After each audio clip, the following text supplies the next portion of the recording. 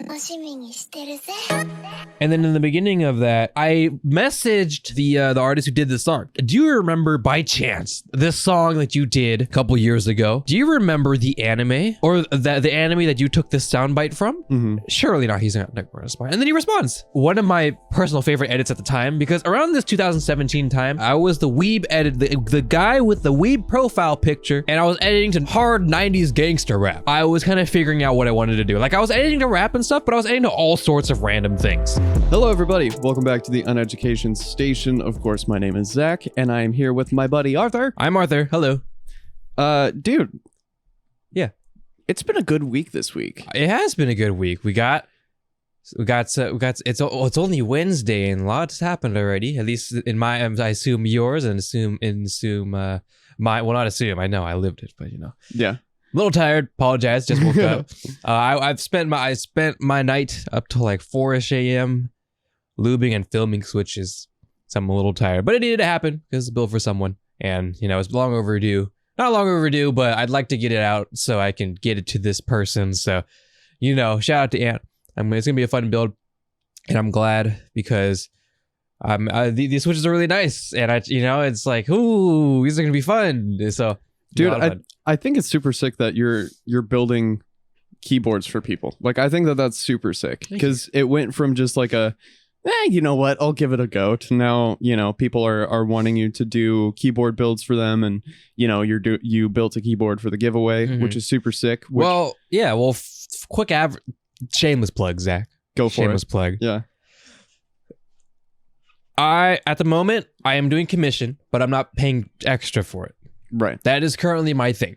Okay. Currently my thing, as I silence my phone as you silence your phone, is as long as you let me stream it, and as long as you pay for all the included, all the necessary payments, you know, as such as the total costs, shipping to get to my house, as well as shipping afterwards to get to your house when it's done, and taxes. As long as all of that's paid, I'll do it for free. As long as I can stream it. Yeah. And I mean, that is currently my commissioning. I'm not doing any commission tax, if that makes sense. Any commission fees, rather. No extra cost. That's a really good way to do it too, because that gives you an opportunity to kind of build more keyboards. Yes, build your portfolio. Yeah, that's why when you start doing things like start doing editing or start doing photography or whatever, you gotta kind of suck your gut a little bit and just kind of tank a couple hits of like a couple free projects or something, a couple really low paying projects, just to build your portfolio, right? And just to kind of get projects done, because you might jump out of the gate and be like, all right, I'm gonna start being an editor. I'm gonna charge $10 per clip, which is really high. If you do that, and I've learned that Valorant editors and Apex editors, that's how they charge. And I'm like, well, you guys are fucking crazy. I charge $10 a clip. You started editing last week. What the fuck is going on? You know? Anyways, that's besides the point. You want to build a portfolio, reputation with other bigger known people. You start low. You lowball and you get your name, and then you gauge yourself after the fact. That is my tip. That is how it works. If you start high, nobody's gonna fucking care about you. Well, they'll still commission you here and there, but your name is not going to be very well regarded. That's the best way I'm gonna put it, Zach. I think after working in leading positions and talking with other leading positions for various organizations. Right.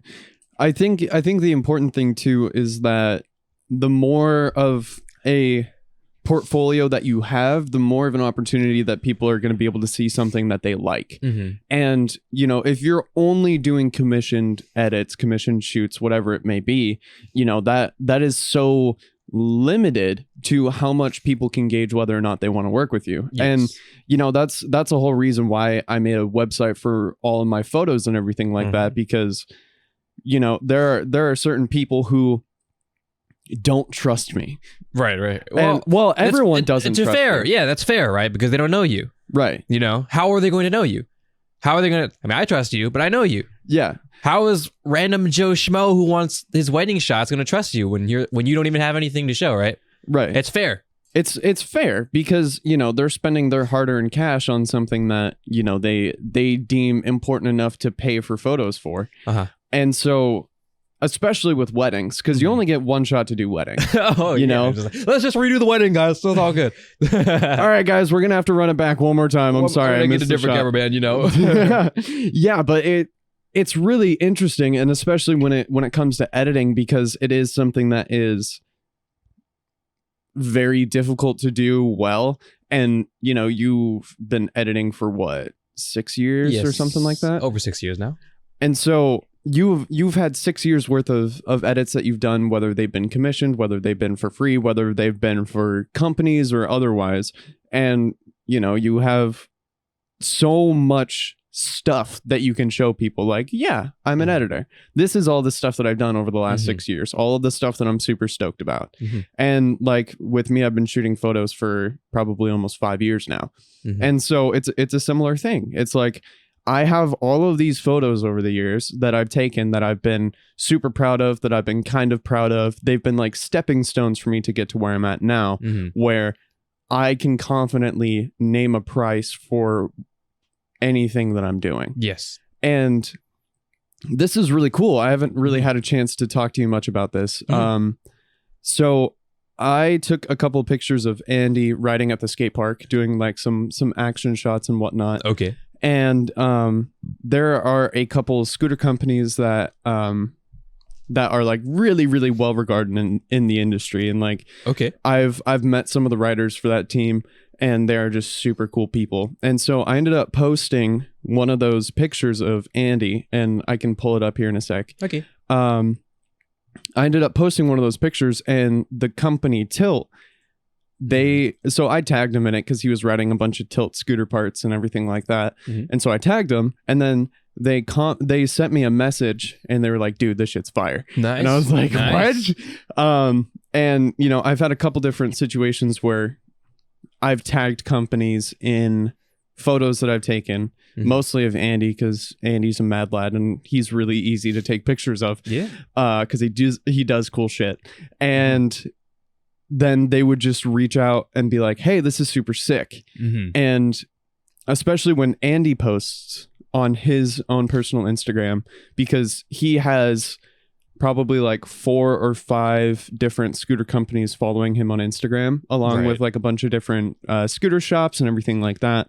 And so, you know, he has a bunch of people looking at the stuff that he posts. Yes. And it's mostly videos of him riding, but when I post, or like when he posts stills that I took of him, and they're just like, bro, this is sick. It's like, oh shit. And like, you know, I've had professional scooter riders post pictures that I've taken of them, and, you know, all of that kind of stuff. And so, you know, I'm starting to realize that that's something that I'm good at, which is crazy to me, because it's like, I'm like, yeah, I'm a portrait photographer, and then there's people doing flips and shit, and I'm shooting pictures of them. It's just like, I mean, you know, sometimes you gotta punch in different classes and you figure it out. You know, I mean, I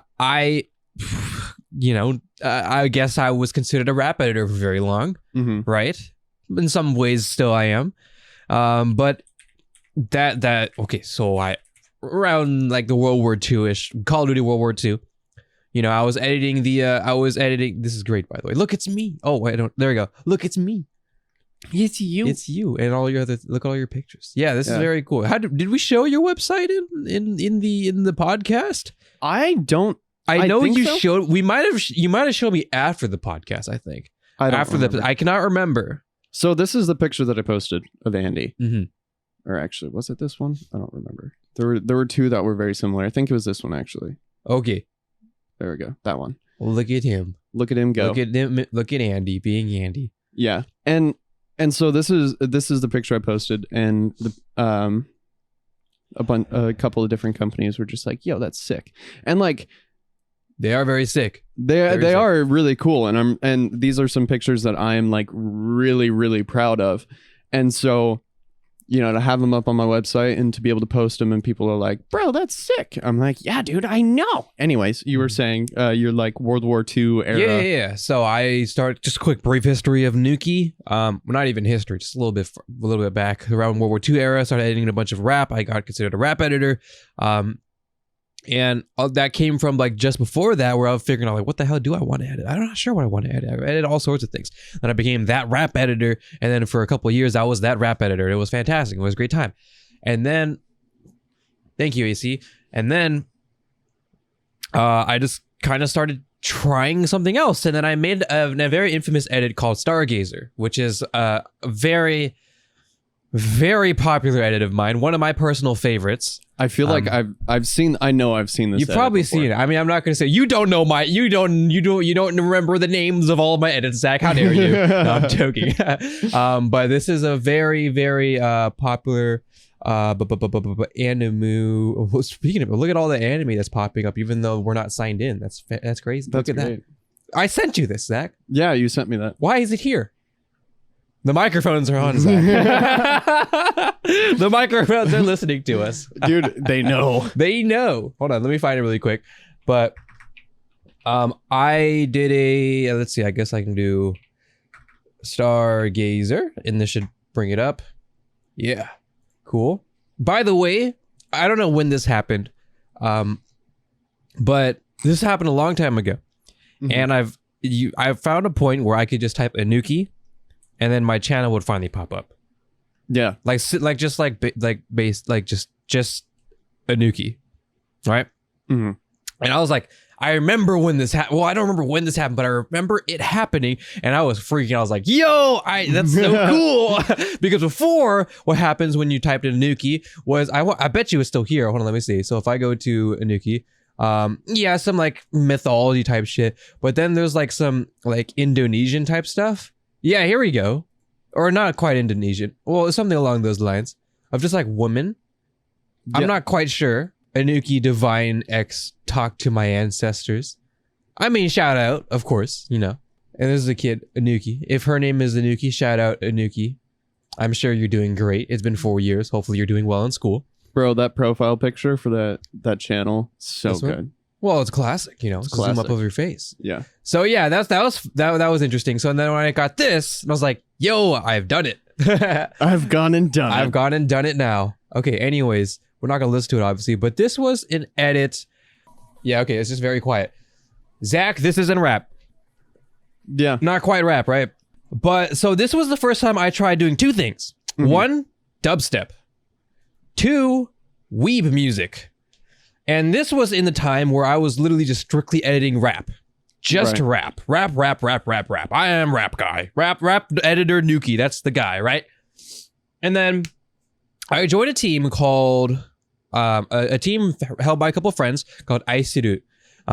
Or I like, it's kind of just means like, how do I translate? I don't know. It's like love, but it's kind of tsuru, so it's kind of like I don't know how I would say it, because at this point in my Japanese learning, I've just learned to accept that I know what it means, but I can't translate it into English. I apologize. It's okay. I'm getting to that point. Also, fun fact, I've gotten to the point where when I'm watching anime, I'm no longer reading the subtitles like it's English. I'm reading them as whole blocks, so then I can quantify it in a way that I'm reading it in Japanese. That's besides the point. Nobody cares, Zach. So I do this really weeby edit with all these colors and these there we go. Well, not a lot of color, but a lot of RGB chromatic aberrations, and this is the first time I've done this effect. It's called RGB time warp. And ever since this edit, I do it in every single one of my fucking edits because I love doing it so much. Like, this is the first time I used it.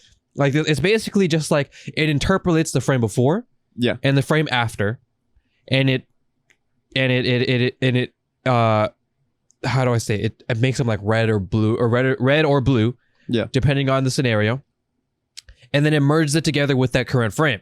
So it basically like warps it. Yeah, it's basically a warping, or a frame interpolation, but it's a mind trick, because you see the frame before, you see the frame after, and it stitches them together, but your brain doesn't really get it, because what your brain does get is 3D chromatic aberration. You see it all the time. You see it in art, you see it in movies and film. Obviously it's kind of dead now, the whole like 3D, well, it's not dead, but the whole 3D kind of thing, you know, it's not really a thing anymore, you know, in IMAX and stuff.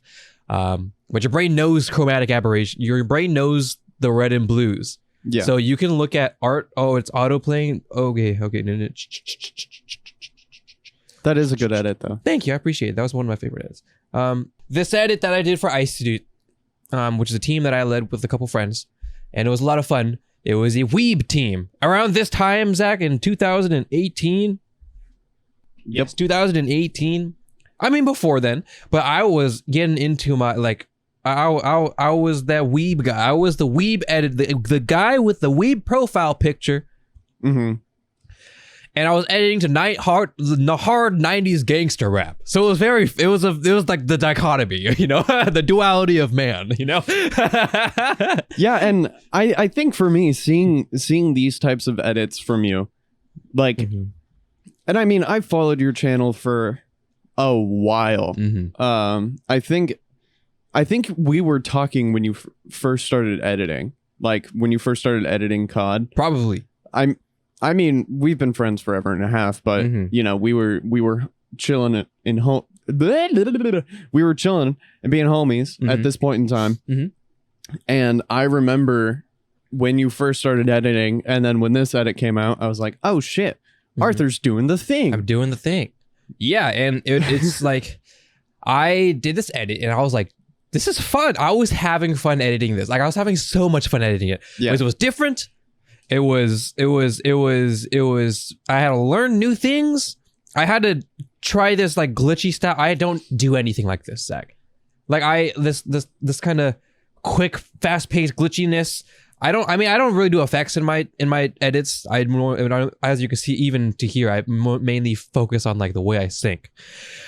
But even this, like, it was so fast and everything is happening so quick. And I'm like, this is so weird, but it's so fun because it's different. And it's weeb shit. I love the weeb shit.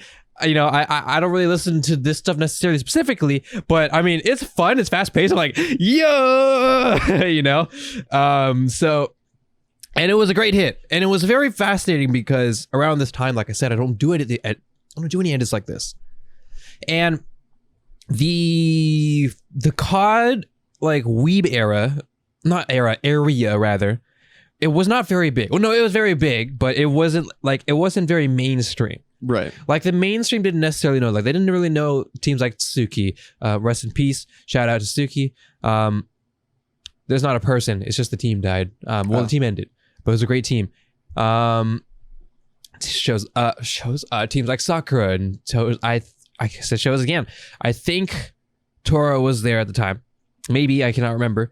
And that was really it as far as like big weeb teams in the COD community. I apologize if I left you out, but that's kind of how it went. Like, it was really, in my mind, those were the big three. And there's others now, of course. Others led by my own friends and such, and it's fantastic. But those really were it at the time in 2018. So this whole idea of weeb edits or edits to to J songs was super foreign. It was very odd. Right. So I was like, I was like not really sure of how this is going to turn out, but I mean, it's just for the team. It's all good. It's for fun. I think I'm in red at this time still. Yeah, it's 2018. So I'm in red. And I'm also in this just for fun, you know? And yeah, I was like, yeah, sure, why not? Let's just go for it. Let's have a time, you know, whatever. Let's just go, you know, let's do it, you know?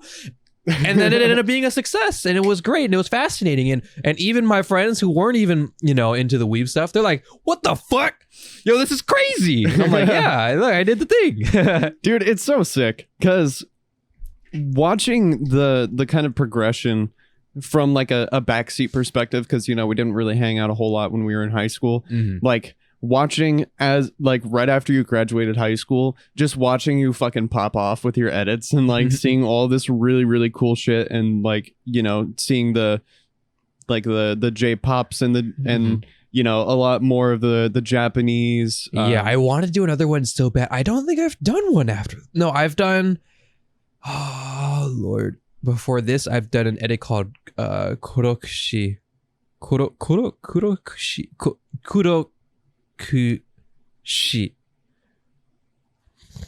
And I lied then. I guess that was my first weeb edit, but it wasn't really a weeb edit. It was more like this, like a really like a weeby inspired edit. Right. And it was a long time ago. Not that long. I think maybe like 17. So just a year before this, I think. Yeah. And I did it for a team called Team Vatican, I believe. Oh God, was it? Yeah, I believe it was Team Vatican. Very old team. Shout out to the old members of it. They're really supportive, and they let me do this edit, and it was a lot of fun. I should probably pull it up since I'm just bringing it up.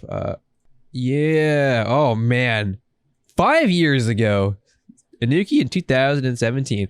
I put some oh, there we go. Some anime shit. You know, I wasn't even like fucking with the anime. Well, I was a little bit, but not like hardcore yet. Like I was watching it. I mean, it's 2017. I'm in high school. I'm watching anime, of course. Yeah. But I don't really like.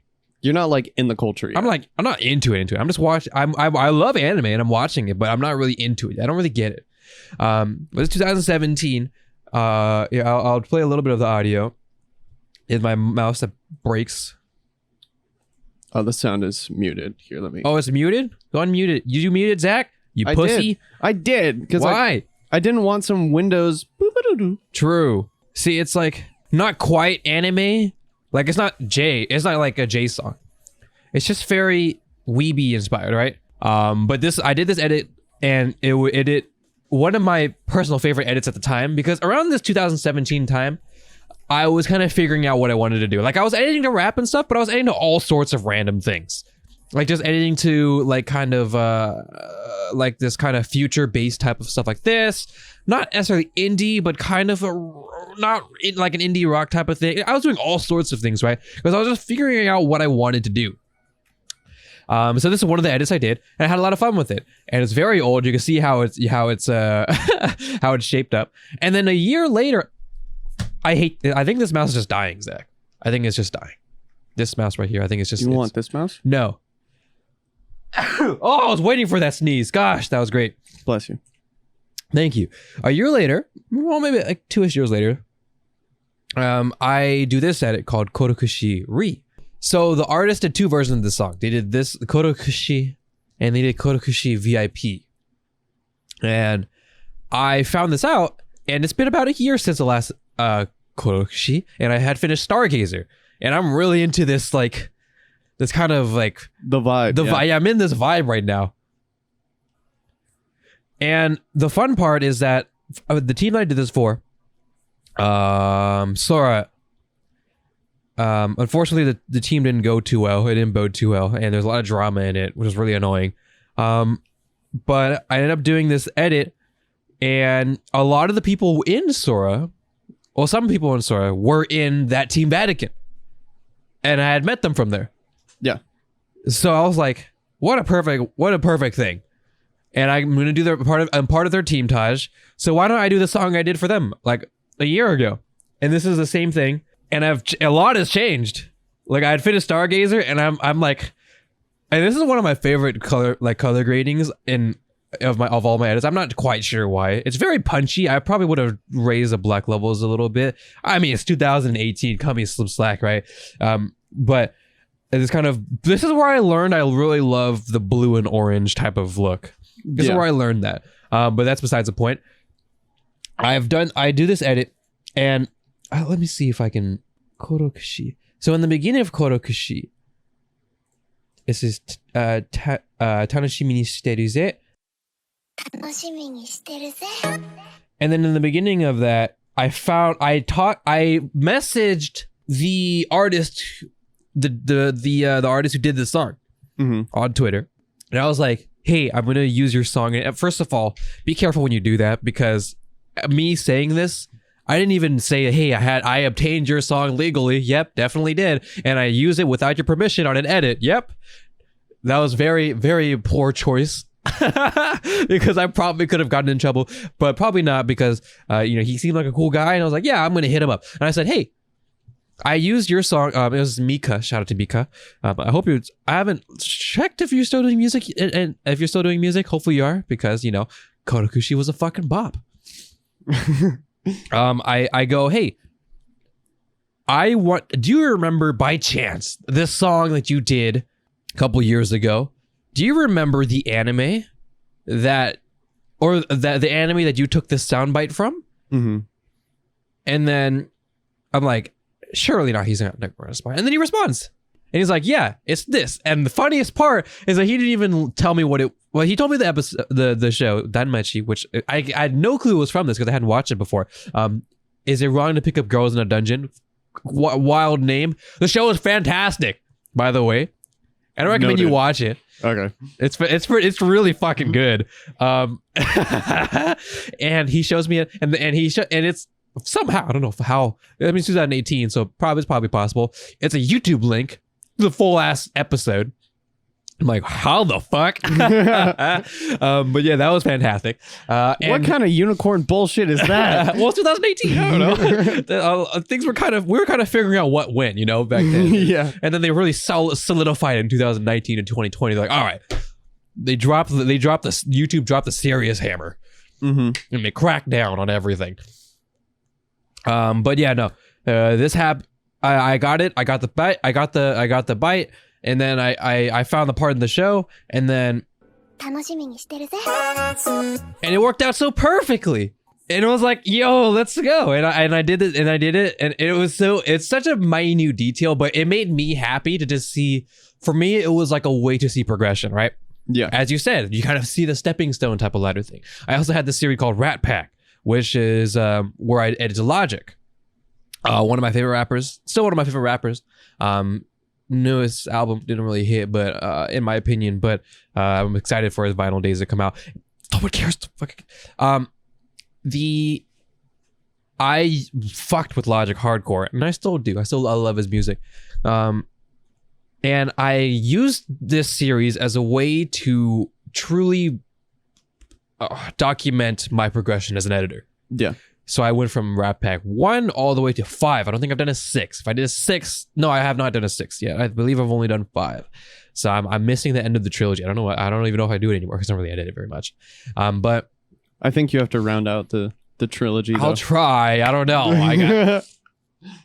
I gotta pull my weight. I've been sitting on this current edit right now, and I don't even do the edit. I just do the cinematics and the gun sounds for my friend example. I'm sorry if you see this example. I'm sorry I'm taking so long, but God, I don't want to touch fucking After Effects Call of Duty. I hate it. I'm so over it now. But I did a Logic song in I think this was 17. And then there's Rat Pack 1, and then I do Rat Pack 2, 3, 4, and I just kept doing Logic songs for it, and if I decided that they were good enough, then they would be considered Rat Pack, and that was it. And you can watch it, and you can definitely see the progression of my editing, just in general, not just as a rap editor, but just in general, things I've learned and how I've progressed. And that's a good way, and it was a way for me to see how I a solidified way, instead of me just like picking random edits of a year. It was a way like, this is the edit that signified what I was an editor of in that period of time. Not necessarily in that year, but in that period of time. And it was cool. It was a lot of fun. And yeah, it was just a way to see that. And this was also a way because in this Kurokushi VIP version, the new one, Kurokushi Re, or 2 if you will, there was they had that Tanashimi Shiteru in the beginning as well. So, and then I threw it in there, and then it was super fucking cool. I was like, hell yeah, dude. But it was like, not many people caught on, because a lot of people who had seen this edit had not seen the previous version, which is fair. It's a year old, and for some reason from 2017 to 18, I grew a lot as an editor. I changed very drastically, and I learned a lot. So I obtained a much larger following base much after that previous Kurokushi. So it was very cool to see for me, and it was a very cool moment for me to do that. And I was like, it's a proper sequel. It's a proper sequel, because in the beginning I said some anime shit because I wasn't really fucking with it yet, I was like, yeah, she says some weeb shit, and by that I mean Japanese, because at the time, it's like I don't, in this damn community, nobody really knows if they're just like, they don't like anime or they're just racist. I don't, it's like, which one are they, Do they just hate Japanese? I'm not sure. That. And then I did this shit. I put the weeb in there. I did it. I found the anime and I rounded it out and I was like, yep, I am a weeb. This is who I am and I am proud. Oh my god. And that was what this meant to me. Dude, it's so cool because the attention to detail, or like you put a lot of love into this edit, into the sequel, and I find that super fascinating, just because it's like, it's to see how much you've come, or like see how far you've come as far as like weeb culture goes and everything like that, and like this was like the beginning of you kind of getting more into Japanese culture and all that kind of stuff too. So it's like you take all of these things that are just kind of coincidentally kind of adding on top of each other, and then it's so perfectly shown in your edits. It's like, oh, some weeb shit, fucking Japanese. I know, right? Which I find so fucking funny. You're just like, nah, it's just some weeb shit. And I also did this thing, this rewind shit, rewind. Shit. That's hot, Where is it? Wait, is this the same thing? Oh, I didn't go. This mouse is dying. I need to get a new one. Where is it? No, I thought I muted you. So he does a shot and then it cuts to this and it previews the rest of the shots. I did that for this as well. Let's see. This is my boy Mallow. He does a shot and then it didn't cut to it necessarily, but then it went to other shots to preview it. So it did the same, a lot of callbacks to the previous edit, and I just enjoyed doing that a lot, and it was a lot of fun. But yeah, it was. There's a lot of other things just hidden inside this edit. Well, not a lot, but like a couple things hidden inside the edit that you can find. But I just love this edit so much. It's an edit that it's a close edit, a close personal edit to me. Right. So I really like it. And it's like the little things when you're where is my damn mouse? The little things when you are in your craft, Zach, and you find ways to sprinkle in just not necessarily personality, but like for edits, for example, you have these little nuggets of stories. Right. I could tell a story about probably every edit that I've ever ever edited.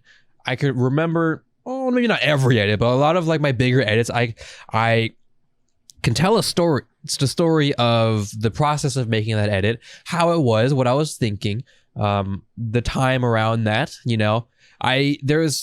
There's these little nuggets of times where like, oh, in this part of the edit I was doing this, or this part of the edit I did in like 5 minutes, or this part, and then this part of the edit it took me like 3 months, and I was doing this and I was doing that, and during this I was here, I wasn't even home, and I don't know, some like a bunch of random shit that all of these various stories in these like in my 2 to 5 minute video clips, and there's a lot to tell. And I mean, the same goes for like oh my god, my nose is so runny, I'm so sorry. This is why we can't have nice things. It only happens when I just wake up, so this is unfortunate. You see like actor interviews, right? Yeah. Or interviews with a director of a movie, right? And they tell you about like, oh, during this scene, this actor, we were doing this, and he was like, oh, we should do this, or this happened. There was a fucking bird or some shit that flew by, I don't know, some random shit, right? Yeah. And there's always little trinkets and little stories and these little nuggets of events that happened during this like cinematic thing that you were so immersed into. And it's like, this is so cool. That's why behind the scenes is so fascinating. Yeah. Because it's not that it's breaking your immersion, but it's just like adding a bunch of layers of detail where it's like you appreciate it more, or maybe not necessarily appreciate it more, but it's just more fun. Yeah.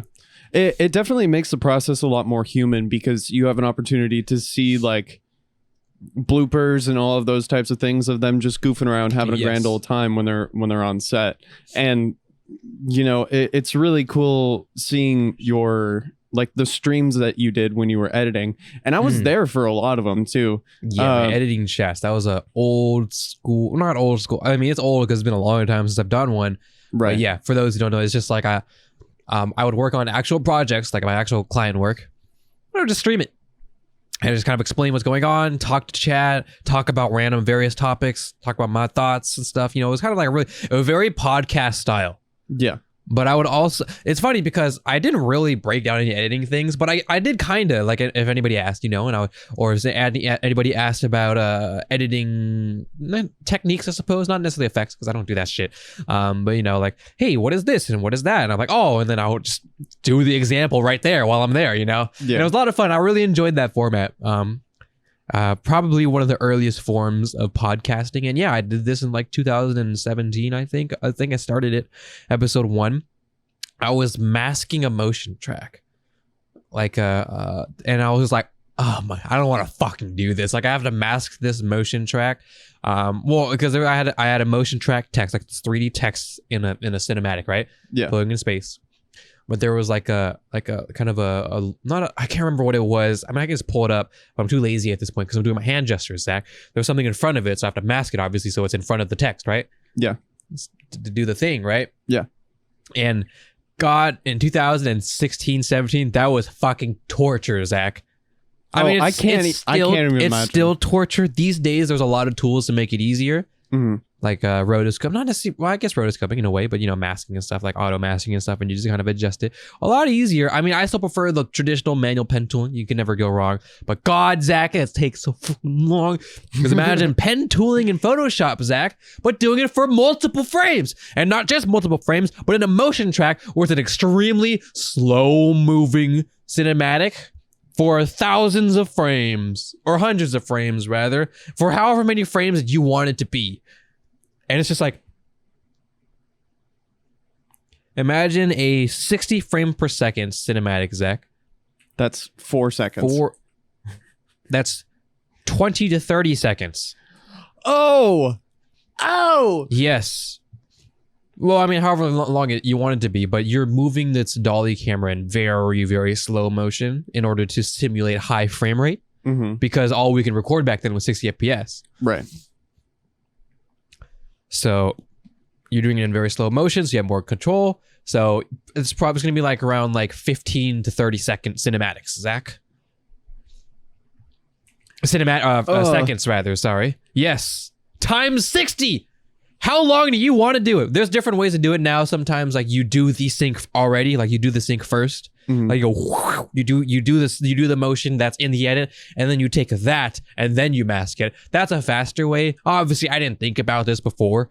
You know, it's motion tracking is a very people kind of knew how to do it back then, but kind of didn't. You had to use like 2 different softwares. Some people, they use 3 different software. It was like, what the fuck? You had to put it in like bougie. I don't know what the fuck it was called. It was bougie. And then you throw it into Cinema 4D or whatever the fuck you. It was so weird back then.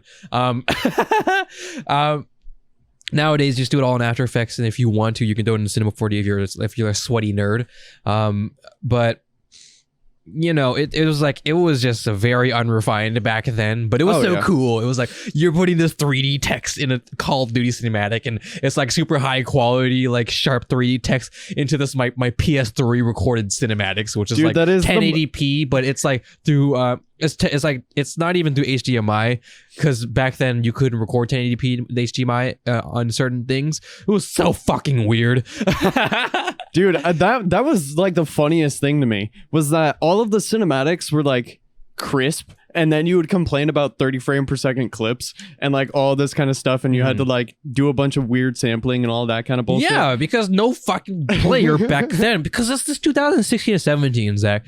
Back then, teenagers were fighting for everything. They were, you know, we couldn't get, it was hard to get jobs, part-time jobs, getting part-time jobs sucked, and it was hard to do, and we're all in school, and we're trying to make this Call of Duty thing happen, so we didn't want to do part-time jobs. So if we were making money to get Elgatos that can record 1080p 60, or God forbid, 720 60, you know, with an HD PVR2, I believe was the high, or maybe the classic HD PVR could do it. But I think the HD PVR2, I don't think AverMedia had one yet. Or the Elgato HD 60. Those are the only ones that you can do. I think the Elgato HD, the standard, could do 720 60. So yeah, those were it. But they were like all $100 plus. That's a lot of money for a teenager, Zach, in 2017, 16. Right. Nowadays, it's like, you just ask your parents and they're like, oh, yeah, sure. Oh, you want me to buy you the new iPhone as well? Sure, son. I love you, son. This is how I show you I love you. This is how I show you, son. I don't teach you values or morals or how to understand money. No. Oh, you want to drive to school in a Tesla? Sure thing, son. I love you, son. I'm going to take out a second mortgage on my home to make sure that you don't kill me. Apologize. I'm sorry. That wasn't necessarily directed, but it was indirected. Okay, if you're offended by that, fuck you. Yeah, if you're offended by that, you should know why you're offended. You should take a broader scope of things and learn why it is that, oh man, I hate school. I hate this homework sucks. I just want to roll around in my Model S and shoot TikToks in my iPhone 13 Pro or my Z Flip or my Fold, and just like, oh gosh, life sucks. Oh, my phone's too thick when I fold it in half.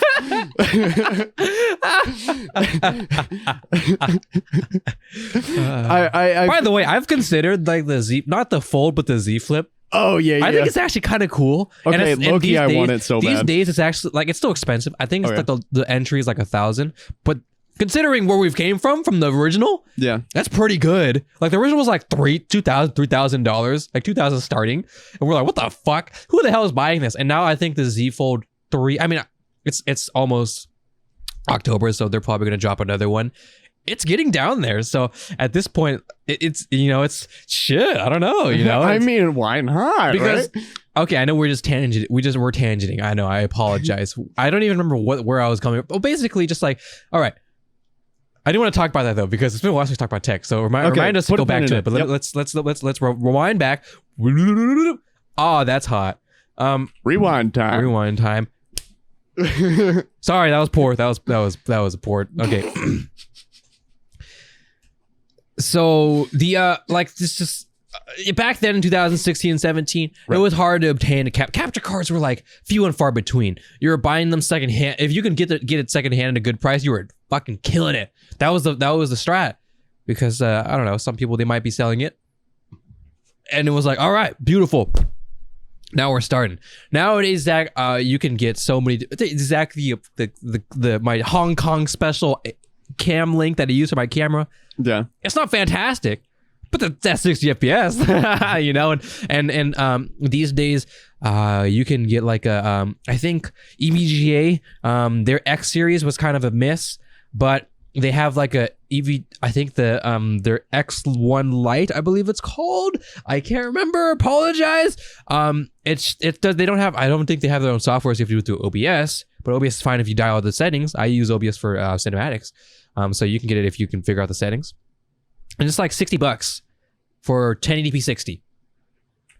Hey, that's pretty good. 1080p 60, Zach. Okay. Also, I feel the like PS5s and Xbox, Series X, they have a built-in recording system that can record in 1080p 60. That's pretty good. I mean, it's got a lowish bit rate, but that's pretty good. Also, kind of have to keep in mind the PS3 days and the early PS4 days.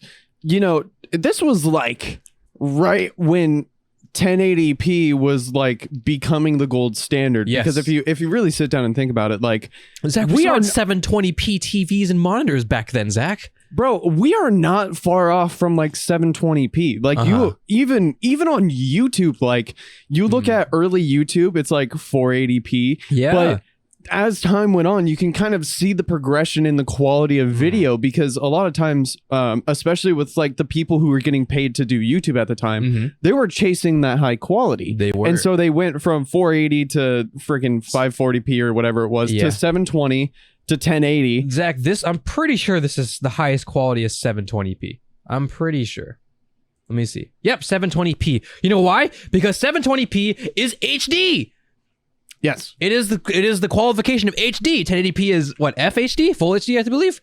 And then it goes to I don't remember what 2K is, but then 4K HHD. but then 4K is QHD for Quad HD, I believe. Yes. Although it's really weird because it's like 21.6.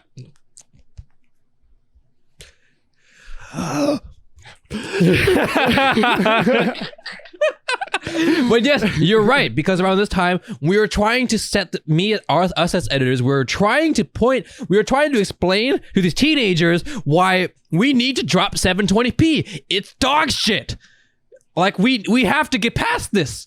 Why are we not? And to this day, people are still recording in 720p. Fucking why? I know. My phone can record it in 4K.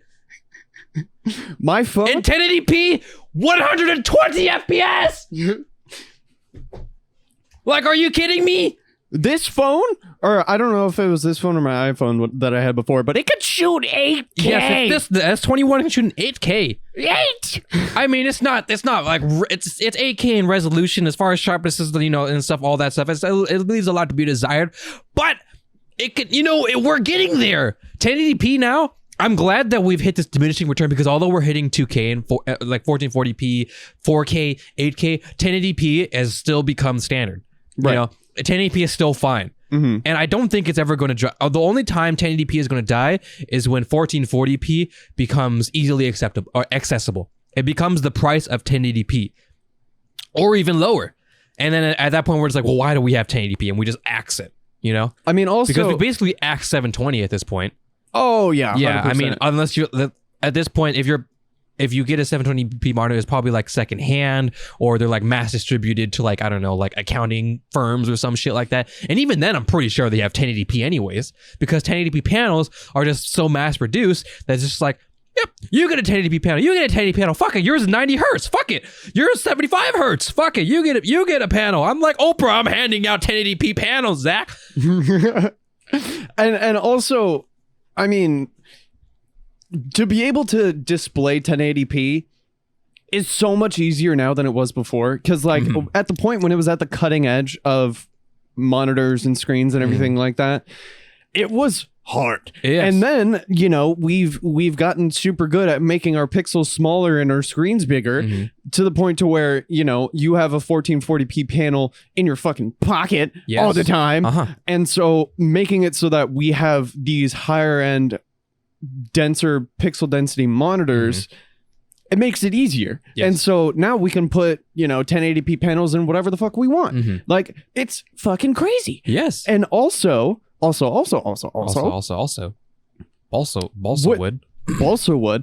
if it's super fascinating, because you can kind of watch where the high end of like the pixel densities goes and where the commercial market follows. Like how far ahead is like the crazy high-end cameras that are shooting in, like 12K or whatever the fuck. Yeah. And then there's the things that are following it that you can buy commercially, the things that can actually display whatever the hell you're filming. And so you're watching like a whole bunch of 4K TVs become more common. And you're seeing 8K TVs start to hit the markets, and they're starting to become a little bit more commercial. Right. And you're seeing these high-end monitors, these high-end displays, and they're starting to make it to the commercial market. And so now it's making it so that 1080p is just like, it's everywhere.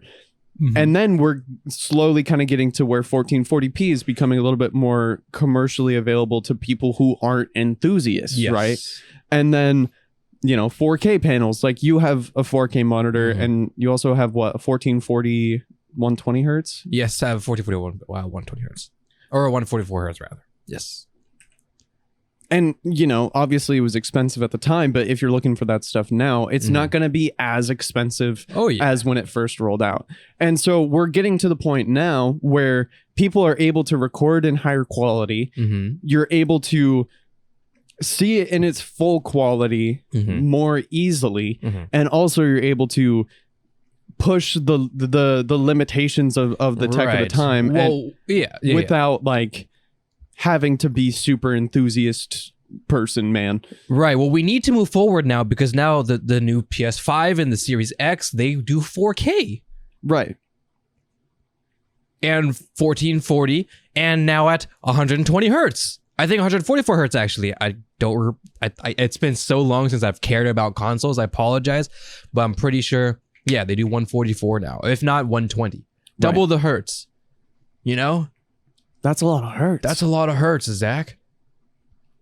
You know, yeah. So now that you know the normies. And I don't mean, like, I'm not saying if you have a console, you're a normie. I'm just saying the normie crowd normally has a console, not a gaming PC, right? Yeah. Although the gaming PC is starting to get more popular. You know, that's that area, that demographic that PC gamers are never going to hit. The normal average Joe Schmo who you know, plays Xbox, not to record, not to do it, just to play Xbox, to play PlayStation. That guy now has a 4K capable, a 1440p 144 hertz capable gaming console. Right. And now that demographic needs an upgrade. Yeah. But that demographic is still in that same area where back then they didn't want to spend that money on a 1080p TV, a 1080p or a 60 FPS recording capture card. That's who they are. Yeah. Now they're here in modern day, and they were able to upgrade to the 1080p or whatever. But now that what lies in front of them is something that is way too powerful. But they want it because it's the new thing. Because to be fair, consoles drop every, 5 years or whatever? So yeah, you do really want the new thing. And unlike PCs, when the new thing drops, things move over to that console. So you do need to get the new console, right? You can't just... I mean, right now you're staying on PS4, because they've done a decent job at making sure you know the games in PS4 and stuff. So, or rather, last gen PS4, Xbox One, you're still playing those games. But pretty soon we're gonna move into a time where it's gonna be only PS5, only Xbox Series X. I mean, we saw that with PS3 and PS4, right? Yeah. At the time, there was PS3 games, and then there was PS4 games, and it was also for PS3. Not really the biggest reason to get a PS4 in the beginning, right? Yeah. And then we moved on to PS4. PS3 got not axed, but it's like, you know, it was at the end of its lifespan. It was at the end. You need to be in the PS4 if you want to play the new games. Yeah. You have to. There's no way to leverage the graphics and the quality. Like, do you remember Black Ops 3, but for the PS3? That was the derpiest shit I've ever seen. That was so tragic. It was really funny, but it was so tragic. But I mean, it's a bad example because a different studio made it. They made it specifically to be able to run on PS3 and, you know, run well-ish, you know, like in a playable way. But even then, like, even after they put so much attention to detail into making it so that it can be played on the PS3, it still was derpy as fuck. Oh, it was horrible. It was hilarious. It was. But, like, I mean, they need to do it. Yeah. So I look at that and look at the people who complained when Cyberpunk 2050, whatever the fuck it was, ran bad on a PS4.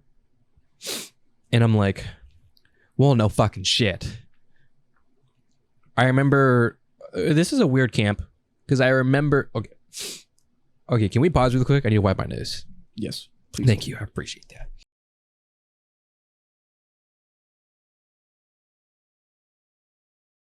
Yep, we're rolling. Okay, we're rolling. Hopefully editor Anuki remembers to cut that elegantly. Maybe. What was I saying? 2077 okay. 2077 Cyberpunk. So there, when it first came, I remember this. When it dropped, first of all, yes, it's a tragedy. I'm not defending it. Well, I'm defending it, but I'm not saying like it died. Yeah. It was a hype train that just died, and it's unfortunate, and I feel really bad, but you know, it kind of is what it is. I was not in the Cyberpunk hype.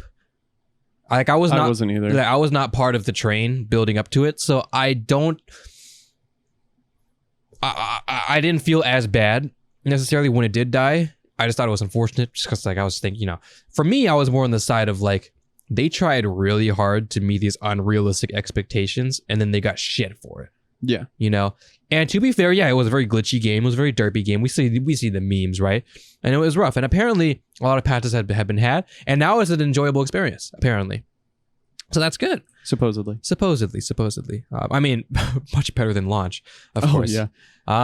But when it dropped, and obviously it was all super derpy, but one of the biggest things, was that it was running poorly on the previous gen consoles because they also dropped it for the PS4 and Xbox One. And you look at a game like Cyberpunk 2077, I think. You look at a game like that, me as someone who's in the tech space and stuff, I look at a game like that. And I'm like, no fucking shit, it runs terrible on those consoles. There's no way you can optimize it to look good, to run well, and to have even as many assets as it did in the previous console. There's no way you can do that. The most ever was like GTA. But wasn't GTA launched for PS3? Yeah. And Xbox 360? GTA 5? Yeah. I don't remember. But GTA 5, I mean, the quality was, I mean, it was a nice looking game, but as far as like compared to Cyberpunk, well, okay, the ray tracings and think about it this way, okay, right? Okay. Ready?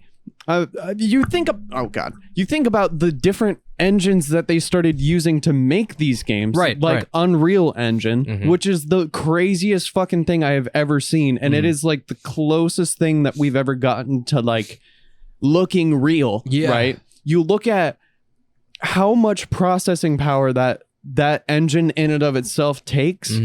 And then you put it on a PS4 that was released, 2013 or some shit? Like, there is no fucking way. Like, that's like trying to play GTA 5 on a fucking Chromebook. You know? Yes, I do, because that's what it was. But everybody was so upset. But what people were upset about was the fact that they even launched it on the PS4. And they even launched on the Xbox One. Because around this time, I think the PS5 and Xbox Series X had not just came out, but they came out just recently. And obviously it got scalped to shit. You know? So people were upset about that. The entire community is just mad. Everybody's angry. Fuck everybody, you know? They're angry. Fuck everybody, you know? So I understandably, they're already upset right now. Yeah. It's not a good time. They're really mad. They're very angry, the gamers, Zach. They're very angry. Yeah, so... And then they drop... And then they're like, oh, well, good thing I have my PS4 kicking, you know? I can just buy it for that and experience this game that I've been waiting for, 10 years? Yeah. And I understand. If I wasn't in the train, but I could understand if I was waiting for a game for like 10 years and it dropped and I wasn't able to obtain it like for the next generation console, so I had to get it for my current console, which is technically previous gen, and I play it and it's shit. And this was the game I've been waiting for 10 years. I was in middle school. Bro, just imagine if they launched GTA 6 and you couldn't play it. I know, that would be so sad. I understand, but at the same time, you have to understand there's just no way it could have ran on the PS4 and the Xbox One. And I don't know if they did this after the fact or before the fact. If you had the PS4 version, you got the PS5, I believe you get the free upgrade. I don't know if they did that. I don't know if they already had that implemented or they implemented that after the fact. Right. But I believe that that existed. So I don't know. It was just more of a matter of whenever you end up getting the PS5 or the Xbox Series X, right? Or S for that matter. It's like whenever that ended up happening. All right, perfect, all good. We're in. We're playing the Cyberpunks and we're glitching around and I have no head and you know I'm T-posing on the motorcycle. You know we're having a time. But hey, the ray tracing. But the ray tracing. I'm T-posing, but my shadows are correct, you know? Yeah. It's casting a perfect shadow. Yes, the lighting is bouncing off correctly. You know, it's perfect, but no. Okay, so I know that we're going to make a harsh transition, but we did want to talk about the Galaxy Z Flip and like oh yeah, that's right. Yes, thank you. Yeah. So that's all I just want to say for those who are upset, back then I was verbally upset. I was on Twitter. I was like, you guys are fucking idiots. And I don't really express my opinion like that, but I was so upset because just to conclude this, my heart was for the developers. Yeah. The developers who kept having to work on this damn project for so damn long, meeting unrealistic deadlines, having to delay it for so much, getting death threats and getting, you know, bad responses from the community to finish faster. Come on, I want my game faster. I could develop a game. Developing a game like that is easy. I can do it on my shitty laptop. in like 3 days. Fuck it, I could do it. You know, on a Chromebook. That's who we're judging them, and I'm like, you guys are fucking idiots. I hate you guys. That's all it was. So, look, expectations. The reason why I can watch an anime, a shit anime, Zach, a terrible anime, a classic isekai anime, and it's garbage, and he has a harem, and he's overpowered, and you know, it's just because I keep my expectations realistic. I never set the bar high. The moment you set the bar high, Zach, it's dead. You've ruined it for yourself. Right. Just have fun. That's all. That's my bar. It does just up or down, Zach. It doesn't matter as long as I have it in a spot where it's low enough where I could jump over it, but it's not going to hit it. It's fine. It's whatever. I'm watching the shitty anime and I'm having a time, and I had a time, and now I can move on. That's what it is. So I would like to put this in a I'm going to use similes and metaphors, and you know, explain it in a different way. So imagine you're going to a restaurant, right? Mm-hmm. Restaurant has like 4.5 stars on Yelp, right? Mm-hmm. And you see the reviews and they're like, it's a pretty good meal. Not too bad. Mm-hmm. And then you get there and the portion sizes are about yay big, right? Yes, classic. They're very tiny. They're like fancy restaurant. You get no portion size, right? And then, you know, your bill is like $200. You're like, I'm fucking pissed. I expected this to be a good outing. And then on the other side of that, you know, you have some word of mouth little place, like there's a little restaurant in Battleground that is way too good for its own good. And it's just like a little mom and pop burger shop. You want to shout it out? I don't even remember. I think it's like Old Town something or other. Okay. It's great. Go there.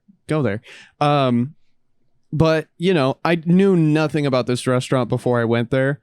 And I got a burger, and it was probably one of the best burgers I've ever had. Nice. And it was just like, oh, this is nice. You know, yes. It like don't think about it like the churros from Disneyland, right? The elusive churros from Disneyland. Don't think about it like that. No, because it's gonna meet it's never gonna meet an unrealistic expectation. Think about it like, you know, a 4 for $4 from Wendy's. It's like, yep, this will get the job done. Yep, it's what it is. It is what it is. I'm happy. I am full. I have done it. I have acquired sustenance. Yes, I agree. Just keep the bar reasonably low, and you could do things like watch really shit anime that everybody has like, oh, this anime was garbage. And I'm like, well, I mean, I watched it and it was fine, and I can just move on. It's fine. It's all good. I had a time. I don't know if it had a good story, it's fine. Yeah, even if it was bad, I don't know. I don't know. The art, the animation was cool. By the way, can you tell that because I used the metaphor of food, I'm hungry? Yes, I mean we're shooting a little, not too much later, but a little bit later. So we've reached the lunchtime. But yeah. Anyways, so the Z Fold, Zach. Anyways, yeah, dude, I'm so excited about being able to own one at some point, just because. I mean, you should be able to just upgrade onto it, shouldn't you? I mean, I don't know what your contract entails. I don't know if it's a 1 year, 2 year, or whatever, but I would assume since you are on a contract now, I think previously you weren't, right? Or like a contract, a plan, or whatever. Well, however long, whenever it ends, I'm pretty sure you can just be like, all right, well, I have my S22, right? The S21. S21. S22. 22 is not even out, I don't think. Wait, is it? It is. Oh, yeah. shit. Okay. Fuck. Okay. We're getting old, Arthur. Yeah, that's 21. Can you believe I was super into the smartphone place at one point? Looking at the OnePluses, looking at the Sony Xperias, looking at the Oppos and you know, that was me, Zach. I was the guy. Dude, I remember this was what, 2018, 2019 or something? Yeah. You and I were sitting and talking about phones and all that kind of stuff. And, you know, I began binge watching a whole bunch of like smartphone reviews and everything like that. You know, the Marquez Brownlees, the Dave Tooties. Yeah, it was like we're both in the market for a new phone because I think I was on my iPhone X. I don't remember what you were on. I know you were on your Note, right? Yeah, I was on the Note 8, yes. I believe. So we were just like, I think we're due, and we're going into college, you know, and we're just like, you know, let's look into phones, you know. I think that was one of the things that got us talking again. I think so. Definitely one of the big ones. So we're just in a Discord call and screen sharing, looking at phones. We're looking at OnePluses. I don't remember what I think you did you even get a new phone? And then you stayed with your Note. I got the iPhone XS. Oh, that's right. Because you obtained it from from my parents. Your parents, yes. And then I went the Pixel route. Love my Pixel 2X, not the 2XL. Wait, oh, it was a 2XL, yeah. To death. Love that thing. Unfortunately, it left a lot to be desired, as everybody knows, with Google products or Google smartphones. It's fantastic. The experience is good, but the hardware dies so damn quick. Yeah. It's so unfortunate. But for what it was, I had a blast, when I went back to the iPhone, and I was content. But dude, it was interesting seeing you go for iPhone. I will say, just because like both of us were diehard Samsung before I went to an iPhone. You mean Android? I'm not a big Samsung fan. Diehard Android. That's what I meant. Yeah. Well, I wasn't diehard Well, I mean, I considered both the options, all my options, and at the time in 2018, what was that? The 10, right? The Galaxy S10. No, sorry, the iPhone 10, 10s. I had the 10s. 10, yeah, because it wasn't quite 11 yet. Correct. Yes, because thanks, Zach. I remember because I ended up leaving the Pixel for the 10R, and then Christmas I think came around, and I ended up selling the 10R for an 11 because it was the same price. Yeah, that I remember doing this. So it was before then. It was around the 10, and the 10. I don't think the 10s even came out yet. So this was, I think, the A10 chip, I believe, not quite the A11. It's been so long, I might just be shitting numbers out of my brain. Yeah, I cannot remember for the life of me. And to be fair, the 10S, that's the notch, the no home screen, and the camera bump, very innovative. And honestly, it's a phone that it happened and a shockwave happened in the industry, right? Yeah. So the 10 is a very important phone, but I just was not impressed by what it had to offer, really. I was more impressed by the 10S and the 10R that came out afterwards with the A11, I believe. So I'm just like, I'm not really into the iPhone right now. So let's look into Android, because I wasn't I was in high school, so obviously I was concerned about whether my bubble was blue or green, but I didn't care that much, and we were exiting high school. We're going to college, so I was like, fuck it, So let me try looking into Android, and I did my research, and I decided the Pixel was it for me. So I got the Pixel, and I was very happy. I went back to Apple simply because my Pixel was done for, essentially, and I still have it. I didn't sell it. I just keep it. I keep it as a camera sometimes because the camera's just so fucking good. Dude, that camera slaps literally for no reason. I know, and it's the 2X. It's the 2. We're at the 6 right now. That's whoa. What? I know, right? The fucking visor. Daft Punk looking motherfucker. That's where we're at right now. And the camera still slaps as a 2XL. But the battery dies in like 5 minutes, but that's okay. It's fine. Everything's fine.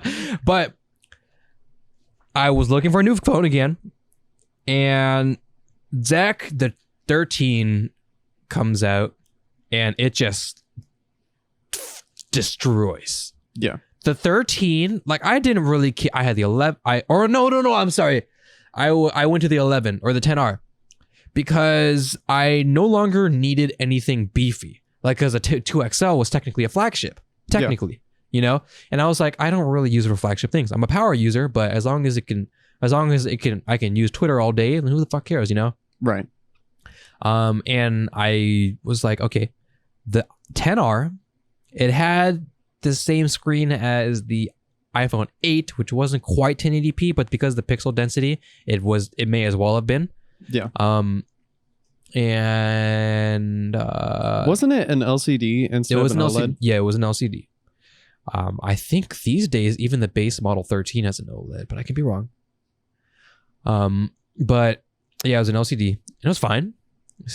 It was one of those phones, it was just fine.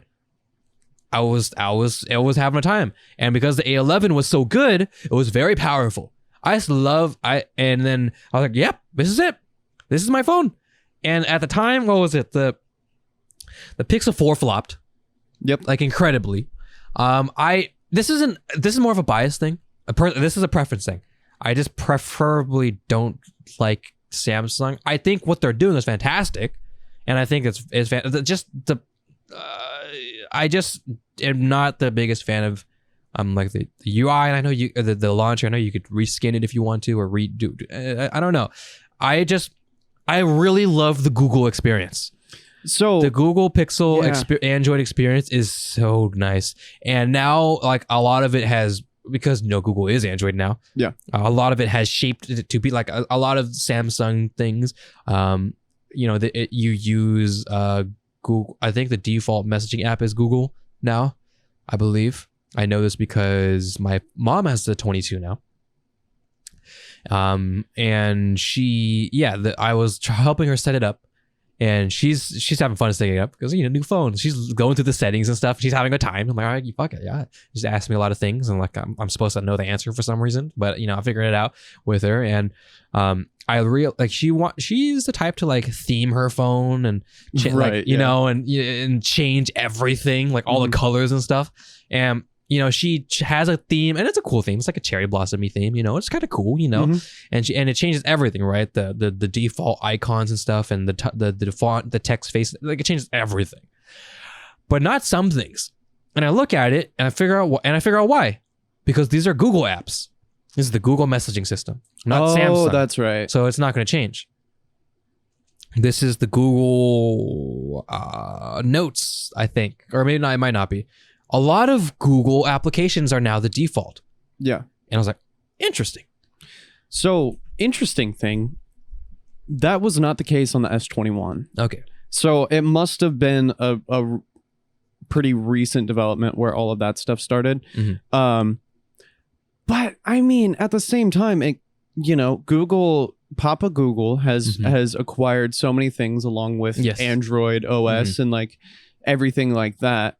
And so it makes sense in the grand scheme of things, but also at the same time, it's kind of like, don't do that. I don't want it. I suppose, but it's still Samsung. I tried her phone, like I was helping her set it up, and it felt like Samsung. Right. It did not feel like Google. It felt like Samsung. And I just really love Google. I love the Google experience. It was so nice. It was pretty. It was fun. It was simple, and it was great. So I just missed that, and I even was playing around with the 22. I just didn't get that. I didn't get that love. So I was like, yeah. But that's a bias thing. That's a preference thing. Preference. That's what the fun about Android. It's preference. Yeah. You can have literally anything. There's a phone for it. There's a launcher for it. There's a skin for it. Want it to fold? We got a couple of those. Yes. And that's the fun about Android, I think the only time that you're going to switch to Samsung is if it's going to be on a folding phone. I think so, because at that point it's cool. It's tech. I'm in the tech space, Zach, So at this point in time, I find that shit cool. Right. I'm building a keyboard, Zach. As one might. As one does, guy like me. I build a keyboard. And I have the choice of switches. And I have the choice of a really nice switch that's decently, priced, and it's going to sound beautiful. It's well regarded. Right. And then I have a choice of another switch that doesn't have very many reviews, a little more expensive, doesn't sound as good in my, that comes to preference, of course, but just in general. But it fits the theme. The colors match, the housing and the stems. It fits like the theme that I'm going for. Maybe I'm going for a tricky pickle. I'm going for a blue themed keyboard. Yeah. And this is switches that are going underneath keycaps. You'll never see it ever. Yeah. But the theming though. Yeah. Because I did I even talk about this? I think I might have. Maybe I didn't. I don't know. I'm building a clay themed keyboard. Clay is this girl right here. Yeah. From Genshin Impact. Because I ended up finding some clay keycaps on AliExpress. I'm like, fuck yeah, dude. And then I ended up getting my hands on a red Tofu 65. Shout out to Matthew Okami. Shout out. And I'm like, let's just do it. Let's do a fun clay theme build. It's going to be great. And her colors is like red and kind of like a yellowish type of thing. And this is going to be great. And I originally picked out these switches that were like grayish and pink. But the Alpacas, great switch, very well renowned. And the switch that apparently like shook the market for being affordable and sounding fantastic. And I was going to go for it. I finished looping them. I filmed them. And then I was like, but the theming though. what this is gonna do, Zach, and this is the Tofu 65, and the Tofu 65 is like the OG keyboard. Mhm. Like along with the Alpaca, it was like the OG budget. Kind of budget, just like the lowish in stock keyboard. Like when you're getting the keyboard space, the Tofu was the OG. So and it's like the rite of passage, or like everybody knows the Tofu in the keyboard space. Right. That's basically what this keyboard is. And what am I gonna do, Zach? I'm gonna build a incredibly well-known keyboard with an incredibly well-known switch, and just and yeah, this keyboard keycaps are different, but it's Cherry's Pro Profile PBT. It's gonna sound like every single keyboard, Zach. Right. And I'm like, it's a good sound. It's a great sound, and it's a sound that I really love from the Tofu. But it's like, what am I doing here? What am I doing? So I stopped myself and I'm like, no, I'm going to grab these switches that look cool underneath the keycaps, and I'm going to have a time. It's not going to sound exactly like amazing, maybe. I don't know, but I don't know. Maybe, who knows? But what it's going to do, it's going to add that little bit of flair because it fits the theme from top to bottom, inside, outside, and inside. And that's just the point where you're just having fun with it now. Yeah. You're no longer just trying to find the optimalness. I know enough about keyboards, the things and the little things and this and that, how to make things sound differently, what the science behind the foams and the whatever the things, I know this now. Being in the keyboard space for a good handful of months now, Yeah. I'm in it now. I'm doing the things. Doing the stuff. So what good is it that I'm just making a copy and paste keyboard? Tried and true. Let's have some fun. And that's where I am with tech as well. The Z Fold, or Fold 2, but the Flip, where it's just up and down like a flip phone. Yeah. That's cool as shit. And it's still a smartphone touchscreen with just a tall aspect. That's cool in my opinion. Just that idea. Because it's different. The fact that it's different. Yes. Yeah, the fact that it's different makes it so enticing, especially for people who are kind of in the tech space, who are looking for something a little bit different from, the glass sandwich. Yeah. It's just, as far as a hardware perspective goes, the only thing that really changes every year is software. Right. Really. And internal hardware, rather. But not not the way that you see it, the way that it functions in everyday life.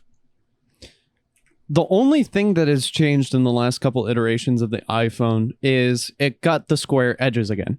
And I mean, I will say the square edges I really, really loved. I do as well. The first iPhone that I had was the iPhone 4S, and it had the square edges. Yeah.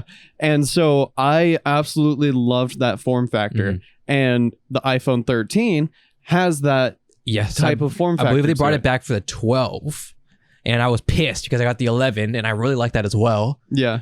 Even though I never owned one, I just never liked, I had the 6. The 6 had the rounded. Yeah. And I had a Pixel. The Pixel had a rounded. And I was like, I fucking hate this. Well, I don't hate it, but I'm like, I saw the 12 and the sharp edges, and I was like, oh yeah, that's right, the 4. And I remember, I was like, that was really good. Yeah. I kind of want that because it's way better to handle.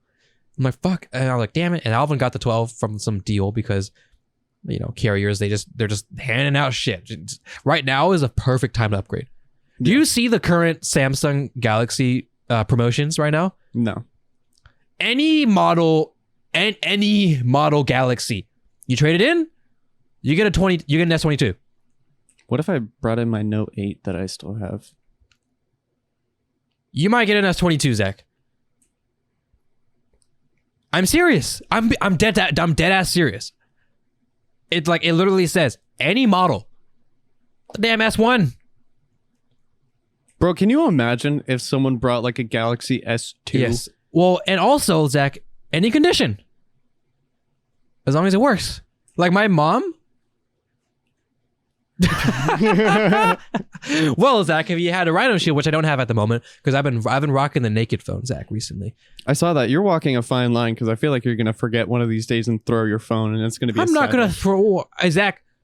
Ever since the 12, they had this design change where it's now more durable. the porcelain-ish. Well, I think they call it ceramic shield. Obviously, if I throw it off of the window, Zach, it's gonna shatter. You know, die. But in general, for like more wear and tear type things, like it's pretty good. Like the quality is way better than what you once thought. It's way better. I still wouldn't do one of these, but if I did on accident, I could feel way better than if I had like literally an 11. I think it started in the 12. Anyways, what was I saying? Any Samsung 22. My mom had the Galaxy 9, I believe. Okay. And it was used, and she got it for a really good price because there was a defect on the screen. Where certain, like depending on what you're doing, the white would portray as yellow. And that's weird, right? But she counteracted this by just installing a theme that a lot of the major icons were yellow. And a lot of her backing skin was yellow. She had like a sunset theme, you know? Very smart, actually. Yeah. That is actually so smart. So she just basically got a super good deal on an S9 or an S9. And even that traded in for a S22.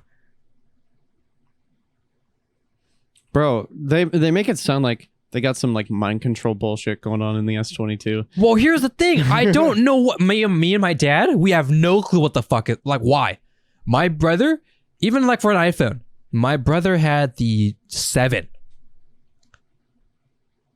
The 7. And he traded it in for like an iPhone 11 for like, I think it was like $5 a month. $5 a month? It might even be less. Huh? That's what I'm saying. So confused. I am too. What the fuck? So to my understanding, people are just trying to get people on 5G so they can sell them 5G. That makes so much more sense, that's actually. To my understanding. But even then, like, is there still a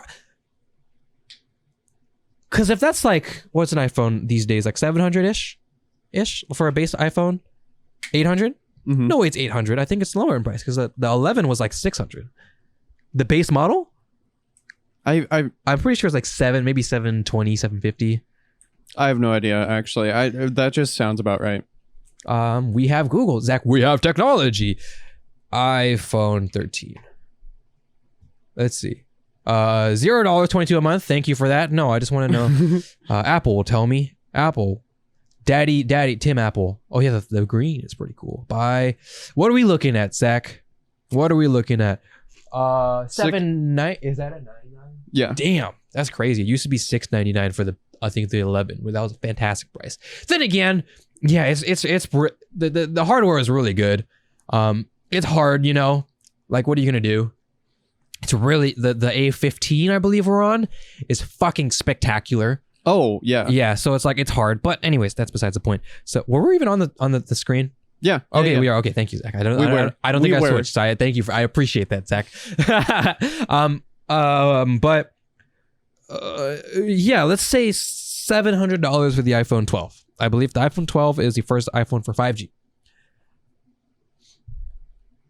And let's say X carrier has 100,000 customers times 700. What is that? 70 million? 700,000 or 100,000 100,000 times 700. So it's adding 2 zeros. 70 million. Yeah.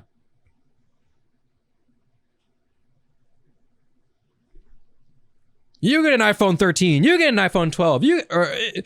You homeless man. iPhone 13. Want some 5G? One's on 5G. Yeah. Hey man, you're probably gonna need a data plan because you don't have Wi-Fi because you ain't got a house. I know, but even then, that's so much money. Where are they making their margins? Even if they are selling you for 5G, I don't know. Is it like a future plan? Okay. I mean, I know these guys have a lot of money. I understand that, but that's so weird to think about. Like I don't understand the bit. It breaks all laws of it breaks all laws of even eating your own margin. I think their margins are so much higher than we think that they are. Maybe but that's so big. Yeah, but also at the same time, you got to remember that the amount of money that they're spending on their parts for their phones, straight from China, like, well, they're not spending that money. They're just they're the vendors for the iPhone and the Galaxies and the such. You know what it is about iPhones? They started manufacturing their own, like, everything about their phones, their own displays, their own chips, everything like that. And previously, they were using Samsung chips for their phones. Well, this is way back before the Bionic chips series, I believe. So they have Samsung displays. I don't know about the chips. Yes, they do. Oh. The displays are Samsung. So whenever y'all are saying, "Oh, I don't know, the iPhone just looks better," yeah, I bet, dude. the iPhone looks better, dude. Yeah, it's because of the Samsung display. This is the Samsung display. Anyways, but no, I believe their chipset, their A series is from Fox. I forget what it's called. Foxhound. Yes, their stuff is so. They say, like, what is it, like? What is made in California, or whatever? I mean, maybe it's assembled. I don't know, but the parts are all over there, right? So it's like nothing is really assembled in USA, really. But yeah, I guess. But it just doesn't make this business model. Like, I'm not a financial advisor. That's you, Zach. I don't really know very much about finance. I'm like literally financial literate. Like, I would ask my own cousins and such family members who are more intelligent in that for certain decisions sometimes, right? Because it's just what they do. They're good at it. So I'm like, all right, I'll leverage that. So, but I know very basic consumer level, maybe a little bit past consumer level business structure, financial, like, models and such, right? Right. I understand these concepts. This doesn't make any sense to me. They are eating so much. But also, they wouldn't be doing it for no reason. I know. And so, just kind of trying to figure out what that reason is and why they decided to just, like, throw some money away. I mean, I'm sure they have, like, a bunch of stakeholders, a bunch of investors who are like, yeah, I'm investing in this carrier to, like, let's say you're investing in Apple. Right. You're going to want to invest in the carriers who are vending the Apple, or who are vendors for Apple, right? Yeah.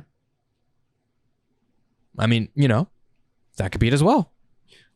Or, I mean, I imagine it has something to do with recycling old devices. Like, I feel like that might have something to do with it, because there would be no reason why they would want phones that are, 6, 7, 8 years old, unless they were wanting to recycle the phones and sell the parts to people on the other side of the world. Because, like, the Android market, they're always making new phones. Everyone is wanting to make an Android phone at this point. Freaking my aunt is like, I want to make an Android phone. Like, all right, dude. All right. Come on now. But you know what I'm saying. I know. It's like they're always wanting to make something that would be able to make them money, and they're just like, oh, get into the phone business. That is the worst financial decision you could ever make, by the way, because we've seen a bunch of different people try to do that and fail. Yeah. But with selling old parts to people who are trying to make phones, or even just like recycle the materials that they're made out of, I mean, I'm sure that would probably make them a ton of money. Sure. Yeah, just melting it down for the tin, for the copper, whatever the hell. I guess that's man. I was talking about that with my dad as well. That's probably it too. There's so many factors. I mean, maybe I refuse to believe it's just out of the goodness of their hearts. Obviously it's not.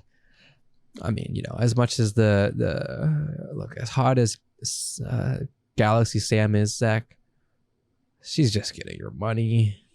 Bro, she's just a stripper. Okay. Yeah. Hey, man. Listen, the artwork, pretty good, Zach. That's all I'm gonna say, Zach. But I'm not. Yeah, like when I was saying all that, I'm not just saying Apple. I'm saying like for Samsung too, because that's Right. where the conversation started. Well, it started with the Apple, but then recently I was watching basketball stuff, with my dad, and we saw this commercial, and they're like, hey, I brought my family, and I've got my entire family's Samsung Galaxy S22s, and we just traded in all of our old Samsungs. And the other family was like, really? Didn't that cost a lot? No, I mean, we just gave it for free because I had my S4 lying around, or I've been on my S4 for so long, and it's cracked and shit. They still took it, so I got an S22. Can you imagine being on 2G in 2022? I know. Well, I'm sure it wasn't that, but it's like, what? The iPhone 3 was on 2G. And how does that allot you an iPhone 13? At that point, it's just a collector's item, right? I know, right? It doesn't make any sense. I don't know. Look, wait. Mhm. I have my Note 8, right? Mhm. I also have my Samsung Galaxy S5. My dad has a Note 3 sitting around. 2 Note 3s, actually. It might only be for Galaxy, though. I'm not sure. Yeah, all of these are Samsungs, by the way. Well, I know, but there's the Galaxy line and the Note line. Oh, okay. You know what I mean? You might be right. And the Note got X for just the Ultra. Which is bullshit, by the way. Well, that's just what it is. I mean, the 22 is just, the Ultra is just, I mean, is there really a reason to separate them, Zach? Hardware is just so powerful already now. Yeah, but I mean... Would you have the pen. Galaxy? No, I have the... You still get the pen, Zach. Wait, you still get the pen in Yes. the Ultra? I didn't know that. The Ultra is just the Note, Zach. Okay, They're just under the same umbrella. Calm down, Zach. Stop getting angry. Calm down, Zach. I was No, the pen is still a thing. I mean, they might be thinking, because the pen is like, it's really controversial because at this point they might be reserving it for the Fold, because you definitely the pen. Well, Zach, you go whoop, and you're writing the things and you're making the notes in your big ass tablet phone. Yeah, but why would they? I'm Confucian. What do you mean? Why are you confused? Well, why would they want to make it exclusively for the Fold phone? Because the pen is like much to be desired. Like they have learned that it's no longer like a selling point. It's become a cool to have. But they've learned they've conducted studies that it's not really like the reason why anybody would buy a Note anymore. Why anybody would buy a Ultra anymore. I mean, I would buy a Note. That's you, Zach. You're not everybody. True. You're no longer majority. And yeah, it's sad. I mean, I'm pretty sure they're still going to do it for a while because, yeah, the S Pen is really cool. But, it's just kind of, we're just reaching that point. It's a nice to have, but I've never used it. I have the Apple Pencils that from my iPad, my iPad Pro that I use as my laptop. I never use it. I mean, that's true. Yeah. And I mean, I guess it's right there, Zach. It's magnetized. I can just go.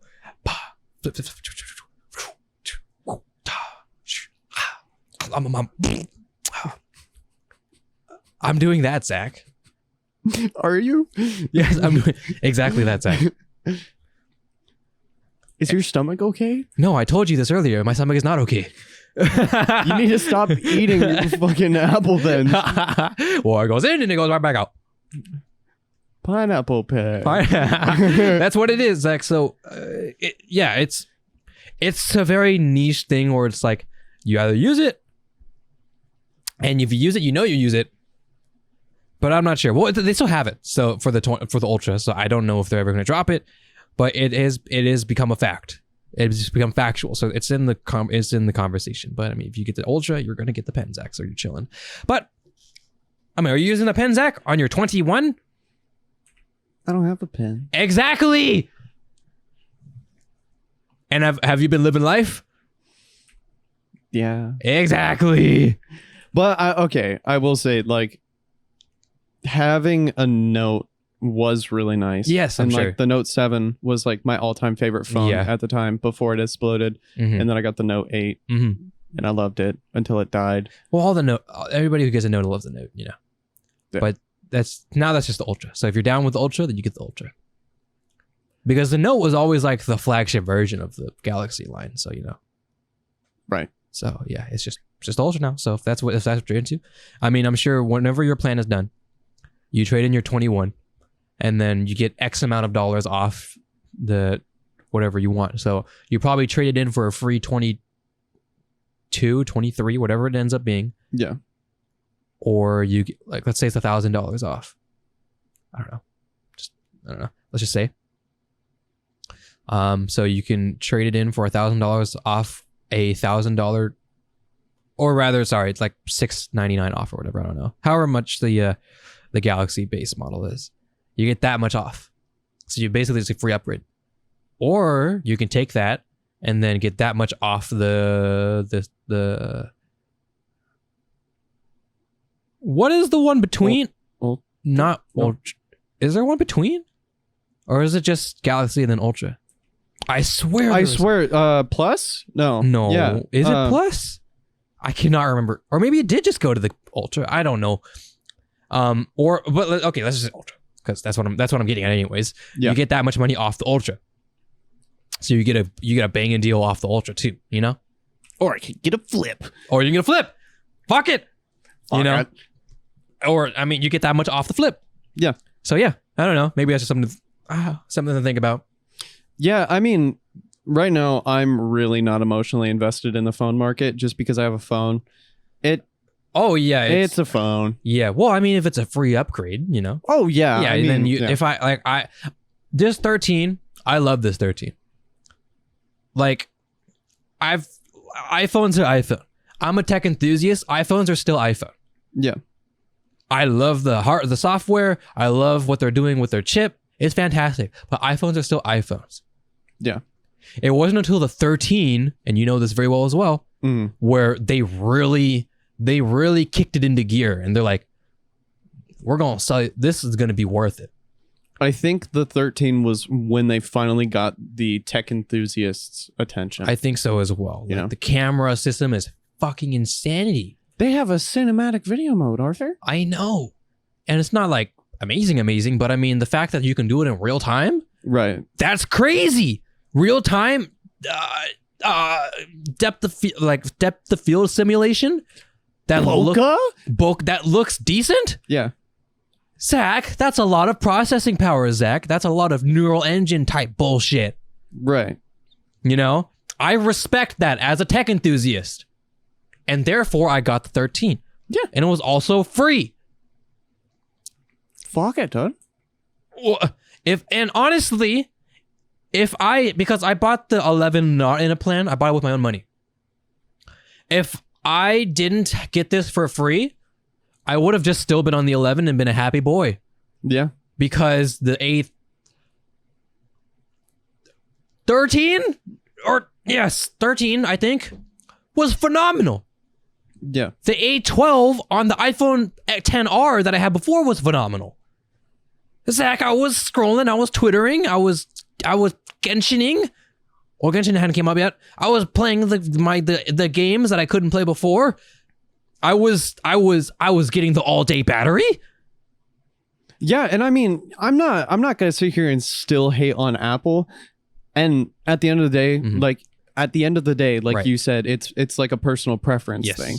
And for me, I don't know if I could switch to Apple just because like it's been ingrained into my heart and mind. Like I love Android. I love Samsung. Exactly. But that is not me saying anything negative about the iPhone. Yeah, we're past that. We're adults. We're not teenagers. You know? And like my dad, it's so interesting. My dad used to be like the biggest diehard Samsung fan you would ever meet. He had every single Samsung phone from like the flip phone days, you know, and then he ended up switching to the iPhone 12 and he loves it. He loves it. You know, he will sit there and kind of complain about a couple of things that his phone can't do and whatever, you know, but it's all just like little things, Yeah. you know? I mean, I do that as well, you know? Yeah. Coming from a Pixel and Yeah. loving that Pixel. Yeah. My dad did as well. My dad has the SE2, the new one. Oh, how is that phone? Is It's it good? really nice, honestly. Like I could, it's tough, right? Because it's weird. Because it looks outdated, you know. But it's not. It has the A14, I think. Like what the fuck? Doesn't it have like the is it the iPhone 8 form factor? Yes, the iPhone 8 form factor, like to it. I think exactly. Oh, okay. Except instead of an actual button, it's a it's a haptic. I'm pretty sure it was haptic with the iPhone 8 too. No, I'm pretty sure it was a button because it failed. I think, or maybe it was a 7. The 7 I know when the it 6 and switched I know the 6 and the 7 failed. And the button, and you had to pull up the accessibility thing, and I was like, Yeah. God fucking damn it. I remember that. So I remember this very vividly for some reason. Okay, I'm sorry to cut you off. No, the 8 definitely, because my friend and coworker had the 8 and hers failed as well. Not failed, but it sucks. So yes, it did not have the haptic. Maybe I could be wrong though. So I remember this very vividly, and this is like a very weird roundabout way to get here. But when my Note 7 decided to do the death, I was looking for another phone, and I was going to switch to the iPhone 7. Mm-hmm. And one of my buddies at the time had the iPhone 7, and he told me, he was like, bro, it's so weird. It's not a button, but it does button things. It didn't have like the physical click of a button, but I don't know if it had the same type of haptic tech. Yeah, perhaps. Yeah, you're right. Maybe the motor was not as good. The motor now is so good. Like I actually enjoy pressing that home button. Like what oh, this is so strange. Apple, their haptics are really like I have the AirPod Pros. Not I do have it on me. The AirPod Pros, which are super buggy right now. I need to take them in. They have the squeeze thing, right? Oh yeah. And it's not real. It is a squeeze, but it's really just like you can kind of see it right here. Yeah. I there's no way it's gonna show up on camera, even if I try. But there's this little like kind of like this flat indent thing. Yeah. And that's where you would press. Mm-hmm. And Prozac, it feels like a button, but it's not. It's a but it genuinely feels like a button. It feels like I'm having tactile feedback. It's the strangest thing ever. I don't even know how it's possible. I find it funny that we're at the point now where we're making things that feel like buttons instead of simulating buttons so that way it's no longer a moving part that can fail. Well, I mean, I guess the motor can fail, but it's better than a button that you can press at different strengths and it can break it. What a weird time we're at right now with technology. Well, okay, so that's where we're at with the SE2, right? Yeah. And it's phenomenal. I think the current complaint is the battery life, because it's not a very big phone, and it's rocking a fucking A14 or 15 or whatever the hell is in there, you know. But that's a lot of power for a little guy. It's a lot of power. I think it's just slap the fucking A12 and call it a day, honestly. But yeah, or maybe I don't know. But I think the SE did the new S, because they did a new one. Or did they? Okay, my brain is melting, but whatever the current SE is, I don't remember what SoC they use, but it's like, what in the world? But yeah, it's like, it looks outdated, and it's in like, I think the $400 bracket, which is not quite budget. That's, I mean, in comparison to... It might even, yeah, go ahead. In comparison to what the flagship market looks like right now, Arthur, just take the fucking mouse. Okay, thank you. It's dying. I'm so sorry, y'all. I don't know. Compared to what the flagship market looks like right now, I think that, you know, that is pretty fucking good. It does have an A15. A15, you say? It has an A15. What the fuck? Why? So he has the red one, probably 64 gigs. What are we looking at? Where does it say? 429. That is not bad, dude. So it's not bad, right? But look at it. You know, it's thank you. It's not really, you know what I mean? It does not look like a phone in 2000. Like, it does not look like a 2022 phone. You look at like budget phones in the Android space, mm-hmm. and they're 90 hertz at least, you know, some even 120 hertz. Right. They have no home, but they have the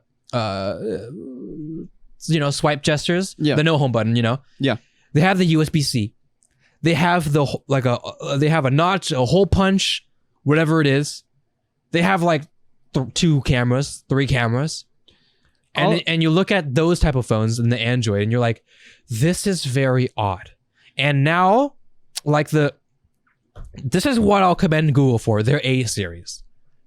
Yeah. Their A series hits like, it's a weird thing because I mentioned how the software in Google is just, it just kind of, it dies off very quick. It's really good in the beginning, but for some reason it dies off very quick. I'm not sure what it is. Mm-hmm. But for the random normal dude, he doesn't care about that. Yeah. So if he doesn't care about that, he gets a good price at like, I think it's $400 right here with the SE. And you look at the what is it now? The Pixel, oh my God, my typing. The Pixel 6a, I would assume. Is the 6a even out? Oh wait, the 6a might not even be out. Yeah, the 6A is not out. That's why. Look at the 5A, which I recommend still. Yeah. 5A with 5G. I don't even know if this has 5G. Honestly. Let's see. Buy. Unlocked. Sure. What is? No. Just please give me. Fucking hell. Is that 440? 450. 450. 429. 450. And look at this. Look at that. Looks like a smartphone. Look at it. That's a nice looking phone. Yeah. You know? And I mean, and look, that's a nice looking phone. And then you look at this and it's outdated. It's one camera. It's got the massive forehead and a chin, you know? I think and it's not even 1080p. I mean, we talked about pixel density, but still, you know, it's like, and I'm pretty sure, I'm pretty sure this is 90 hertz. Or it might not be actually. I wonder if they specify that's APR. Okay. But look at, you know what I mean? Like, look at these two. Is this display? It is. Okay, cool. What the, oh God. Come on now. Grab it. I mean, look at these. Right. It's not zooming in anymore. This is all we're getting, Zach. You know what I mean? It's tough. So, but what have we've done now, Zach, is you pick your poison. Right. Are you going to be someone who cares about the performance? Mm-hmm. Or are you going to and the soft and the just the overall experience? You don't really care about what it looks like, or you care about someone or like this, where it looks like a 2022 phone. Even though it's 2021, I believe, and it's a nice looking phone. So it's really sexy, and the software is fine. It's not outstanding like the SE, but it's fine. It'll do the job, and your average Joe schmo, and you have a fucking kick-ass camera. True. What I think it might have something to do with is just the nostalgic form factor of the first 8 iPhones, basically. Because from the iPhone 4 and 5 had a specific form factor, and then the 6 and the 7, I think it was the 6, the 6, 7, and 8 had like a very similar form factor. And so with the iPhone SE that they did the first time, they put it in an iPhone 5 case. And so what I think they were trying to do is something pretty similar to that, where they would use a similar form factor to their older generations of phones, but they put more updated internals into it. Yes. So I think that was kind of the goal with the iPhone SE 2 plus whatever the hell. Yeah. Oh, it does have 5G. You know, these are like if you're looking for a budget phone. And okay, it's weird, right? Because for me, in my mind, budget is still not $400. It's like $300 in my mind. So you're looking at now the Samsung A series. and you're looking at like a used iPhone, that's where you're looking at. Yeah. And which, to be fair, I think because smartphones in the last couple of years have been so good that if you're looking for like, I don't know, you're the first smartphone for your child, look into the used market and you'll find a really nice deal. But let's say you do go the new route and you look at something like this, the iPhone, you look at like these, it has to be these two. Yeah. It can't be, because I know there is we'll do it for here, I suppose. The Galaxy, or the Galaxy FE, which is Samsung's call, I think, to the SE. But I cannot remember how much it was. By now. What are we looking at? Oh my God, what the fuck is this? Oh God, okay, Samsung, chill. Oh my God. There isn't even an X? Are you serious? Oh, there we go. What are we looking at? What does that say? $299. Shut the fuck up. Wait, really? Deadass. Wait, go back up. God, fuck your, no, go away. Ah! I don't know. Okay, maybe they should work on their website. Okay. Oh, $249. Yeah. From $249. Are you serious? And look at this thing. Zach. Is that BTS? Oh my God. That's fucking crazy. You get is that a telephoto or is that optical? Is that telephoto? You get a telephoto camera. It's 8 megapixel, and you get a wide, and you get... Zach, what's happening? Hey, yo. I have no idea what's happening. Well, see, I've always known about the FE. So these are the two. Okay, but this is... And I'm pretty sure... Where is it? I think it's 90 hertz. 5G. You get 5G. Oh, it's 120 hertz. What the fuck?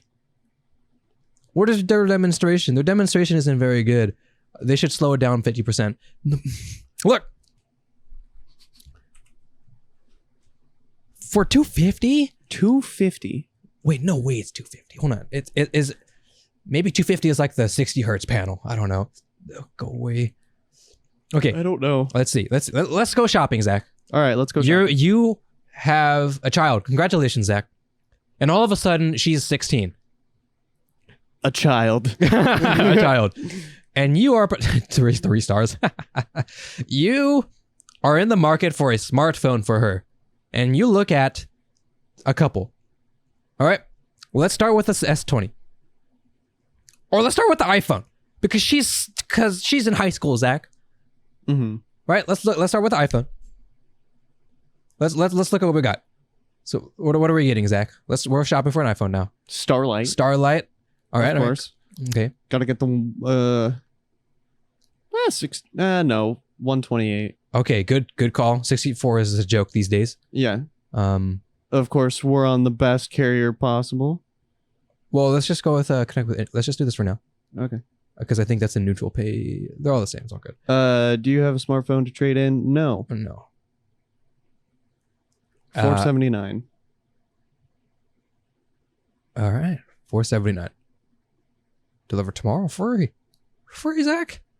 Delivery with setup is also free, Zach. They can set it up for you, Zach. You don't need the hello, bonjour, konnichiwa. Yo. They should have one like that. Yo. No, they should have one that's like motherfucker. Motherfucker. Okay. $479. Let's try Pixel. So we're gonna go in order now. Although I think we already did. Let's just do it. Discuss. Unlocked. Skip. This is all you get. $449. This is all you get. All right, cool. All right, I bet. We'll go to... Okay. Fucking Samsung. Oh my God. Okay. Here we go. Samsung Galaxy FE. Unlocked. It starts at 128. So it starts at 128. Shit. Did this start at 128? Or No. Oh, I don't have it on. Why did I do this? Okay. I think it does. Or maybe 64. Oh, tech specs. Text pics. Let's see. Okay. Memories 128. Okay. Oh, Okay, cool. who the fuck uses 64 gigs of storage nowadays? It's tough, you know? Like it's a trap. I'll explain why it's a trap in a second. All right, let's go. So, okay. 128 gigs. What are we looking at? Cloud Navy, oh, here we go. Ooh. Look at all the color choices, Zach. Oh, wow. Gotta do the navy. The navy, yeah.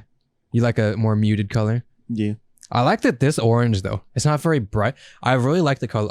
I said this for blue and orange. I really like the color orange. Yeah. Especially when it's not too poppy. Agreed. Okay. Trade in? Trade in? Yes, trade in. No trade in. No trade in. This is a new phone. Samsung Care Plus and Theft. $12.99 a month. That's a lot. 524? Wait, what happened to 420? Did we do something wrong? Wait, did we do something wrong? Wait, I think it might be the color. You think? No shot, it's the color. Or because it's unlocked. Maybe. Hold on, let's start over then. Oh no, I went to Samsung. Oh god. Oh god. Okay. Let's start over. Okay. $299. Unlocked. 128 gig. Trade in. Wait, just do no trade in and let's see if it changes. Yeah. Okay, this is what I thought. This is what I thought. Okay, wait, scroll back up. Yeah, what the fuck? Okay, this is why I was like confused about $299 because it was not $299 because I remember seeing this phone like explode. $529. Okay, so $525. Is that it? Yep, $525. You're getting a phone like this. Oh god, $450. You're getting a phone like this. $429. $79. You're getting this. What are you buying for your kid? I mean, just because I'm an asshole, probably the Samsung. Well, if you're being unbiased, Zach, for your kid, and you tell her, no, she is 14, she's entering high school, so she can have a phone, stay connected, do whatever, and you're not getting a new phone until you go to college. Get connected. This is your free education connect. This is the phone you get for 4 years. Right. What are you doing? Yeah, I would say either the Pixel or the Samsung. Okay. There you go. Then why is it not this? Because for the price, I'm sure that you could find a used iPhone 11 or something like that. Mm-hmm. That is the route I recommend. Right. But I mean, you know, it's like it's a weird situation, you know, because you're just chilling. You're just like, I need a new phone. Who buys a new phone for their kid? Like, I know. You know what I mean? Zach, the same person who bought the Tesla and the you know that I was saying earlier. I love you, son. I love you so much that I bought you this GT. And a $3,000 gaming PC, so you can play Minecraft at 300 frames per second. Mm-hmm. And I also bought you. I bought you games that have game chat, such as Fortnite and Apex Legends. All that's free, and those are free, and Call of Duty. And I wonder why you have such strong language against me. I wonder why you don't respect my authority. Yeah. I mean, yeah, it's like the climate of tech right now is very interesting because they're trying to make things that are in the used market, but also at the same time, they're trying to make things for the budget market, excuse me. But the used market is so well saturated with such good quality, high-end flagships that are similar in price to what you would find with these new budget phones that it's like, what's the point of buying a brand new phone that has lower specs than, you know, a very lightly used phone that's like a year old that does so much better spec wise, you know? I agree. My advice would still be, you know, just like you said, get a used phone from like 2 years ago. Yeah. If you do 2 years, I think Android is still supported. I think they still support. And then iPhone, they do 4 years, I think, if I remember correctly. So maybe like 1 year, you get another year of support. And then you can see how they, how they handle a phone, how they treat a phone, Yeah.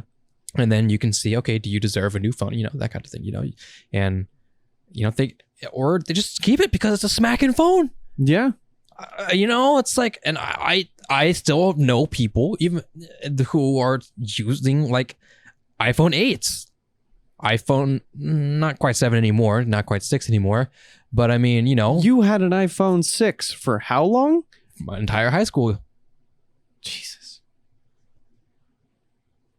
Yeah, I mean, like it's I don't know, because tech is so cool right now. Yeah. And they know that. Mm-hmm. So they're willing to spend millions on marketing, Zach. You see the new M1 stuff, and the new laptops and the new iPhones coming out and stuff. Yeah. And they're like, you need to upgrade because this new stuff is so cool. Matt, look at all the things you can't do right now. Look at it. Mm-hmm. Look at our cool stuff, our cool innovations. Your iPhone doesn't do that. Your MacBook doesn't do that. And you sit there with your $1,000 MacBook Air and you're like, shit, I kind of want the new MacBook Air. Because of the chip. Because of the presentation, the marketing, the things that you don't have. Mm-hmm. And you're like, I want that. Oh, it's kind of expensive, but if I trade it in and if I do monthly payments, it's not that bad. And it's like, they're really good at that. And they know that. And I'm not just talking about Apple, I'm talking about everybody. Oh, right. Everybody. Samsung's doing that. Google's doing that. They're like, you need to upgrade. I want you to be right, because if you do upgrade and you trade in your phone and they melt that shit and then they probably lose some money from that, but they're going to sell you their ecosystem to you as well. They're going to keep you, and you're going to buy Samsung the next year too. And you're going to buy Samsung the next 2 years, the next 3 years, the next 4 years. You're going to buy it for your kid. You're going to buy it for your spouse. Some random dude in the street. Because you got to buy one and get one free. Fuck it. Hey, dude, here you go. It doesn't come with a carrier. Sorry, bro. You got to pay for it. You know where to get it, though. And that's probably, and that, again, that eats what we're talking about before. That's probably also where they're eating their investment on just handing out free S22s. Because they're going to keep you locked in with that 2-year, 3-year contract or whatever. It's never free, Arthur. And then, did I not silence my phone? I apologize. It's never free, Arthur. And it's, and you think, yeah, this is a free phone. This is awesome, Zach. Mm-hmm. But just like the casino that we're talking about before, the free drinks, the free stuff, no, you are sitting there dumping your damn money. They have you right where they want you, Zach. Samsung, they're like, yeah, we have this free phone for you. You're fine. The carrier X, Mm-hmm. I guess technically it's not Samsung, it's the carrier. They're like, yeah, we got you. We got you with this free phone. But you're with us. For 3 years. For 3 years. Paying for our services. Paying for whenever you need to get a repair. We got you. We love you. We love you. We just want you to be happy. Yep. And you can be happy with our phone plan. Mm-hmm. With our phone on our network. Our network is the best. Our network never breaks. Nothing goes wrong in Ba Sing Se. Even though I don't get service in my own fucking house. Yeah. Well, I can kind of stomach what they're doing now. Well, at least I have, thanks to this, now that we've talked about this, I have a better idea of what they're going, what the margins they're eating. They're pulling you in, Zach. And I get the S22 FE for my kid, and I'm like, you know what? They're doing maybe they have a promotion with the FE, and your dad gets an 27 Ultra Max Pro Deluxe Plus. And you're like, oh, sure, why not? I'm buying it for my kid. Or I guess it would be the other way around. I get that phone and then I get an FE for my kid, or whatever. Sure, why not? And then, the FE was really good. Why don't I get another FE for my son and for my wife? Oh, my washing machine broke. Oh, Samsung has a washing machine. Oh, I need a phone for my dog. Oh, my dishwasher broke. Samsung has a dishwasher. Oh, you need a fridge. A TV? Do you need some new speakers for your house, for your new TV, for your new fridge, for your new phone? Samsung has it. And they get you right where they want you. That's what they're doing. That's okay. Fuck it. Because we live in this ecosystem life, Zach. Yep. And I mean, I don't know. You can be scared of it or not, but I don't know. We've talked about it before. As long as you're okay with breaking, like I have the iPhone, Zach. I use an iPad as my laptop, and I have the Windows gaming computer as my main workstation. It's possible. My house is so confusing because I have a Samsung TV, Samsung sound system. Both of my parents are on MacBooks and iPhones. I use a gaming PC that is Windows. My dad's media PC, the one that has all of his movies on it, is a PC. None of it makes any sense. None of it is tied to an ecosystem, really. Yeah, it's possible to not. It's fine. I have the AirPods, and I'm this close to being Apple ecosystem.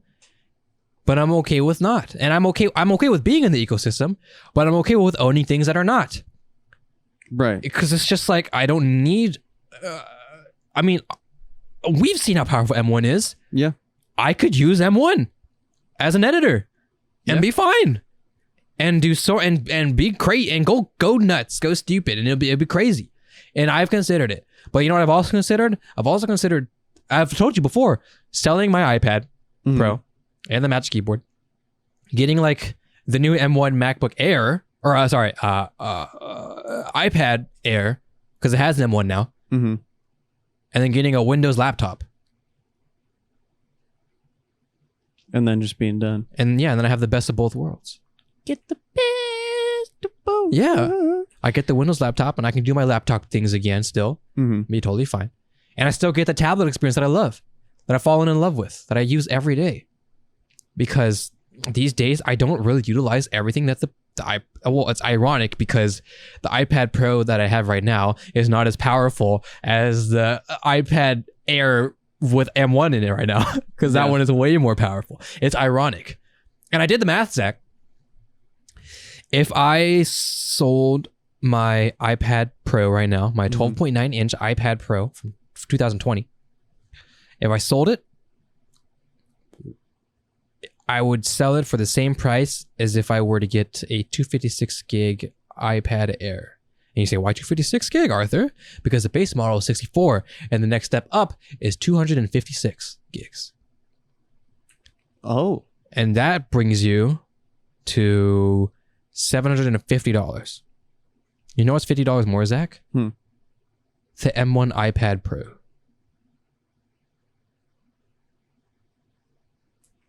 Oh. You see what's happening, Zach? I just watched a video. Marquez Brownlee made a video on this a while ago, and I just rewatched it not too long ago. Of pricing ladders. You hit that point, and how do they make you just nudge a little bit more up? Just a little bit more up. I mean, like the M1 Air, whatever, $750, but it's $50 more. Just $50 more, Zach. And $50 is a lot of money, but it's also from $750 to $799 does not sound like a lot. Yeah, and they make the pricing bracket so it's like, oh yeah, the base model iPad Air is this much, and it comes with 64 or 256. So of course you're going to want 256 gigs, and then for $50 more you can get the base model iPad Pro. Yeah. And that's, I'm sure that has the same thing where it's either 64 or 256. And you're like, man, you know what? I think I need to have more storage for my iPad. And then you get to that close bracket with, one of the MacBooks. And it's like, oh, the MacBook Air with the M1 chip is this much. Yes. for the base model storage. But if you want more storage, but I want this more RAM. I want more storage. Let's even look at the in the other way. The others going the opposite way. Yeah. You have the iPad Air 5, or well, it is the 5th generation, with the M1 chip for 64 gigabytes.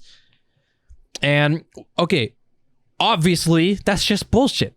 Yeah. Because if you're getting let's just be honest, it's a computer at this point. Yeah. If you are getting something like a computer like that with that much horsepower, if you're in that market, you don't get 64 gigs. You get 256, right? Mm-hmm. Or 128. So you have to bump up or go to a different one. So I said, but let's say you are at 64 gigs. You probably don't need an M1 iPad Air. Right. So you go backwards to the base model iPad. So like, where does this 64 gigabyte iPad Air sit at?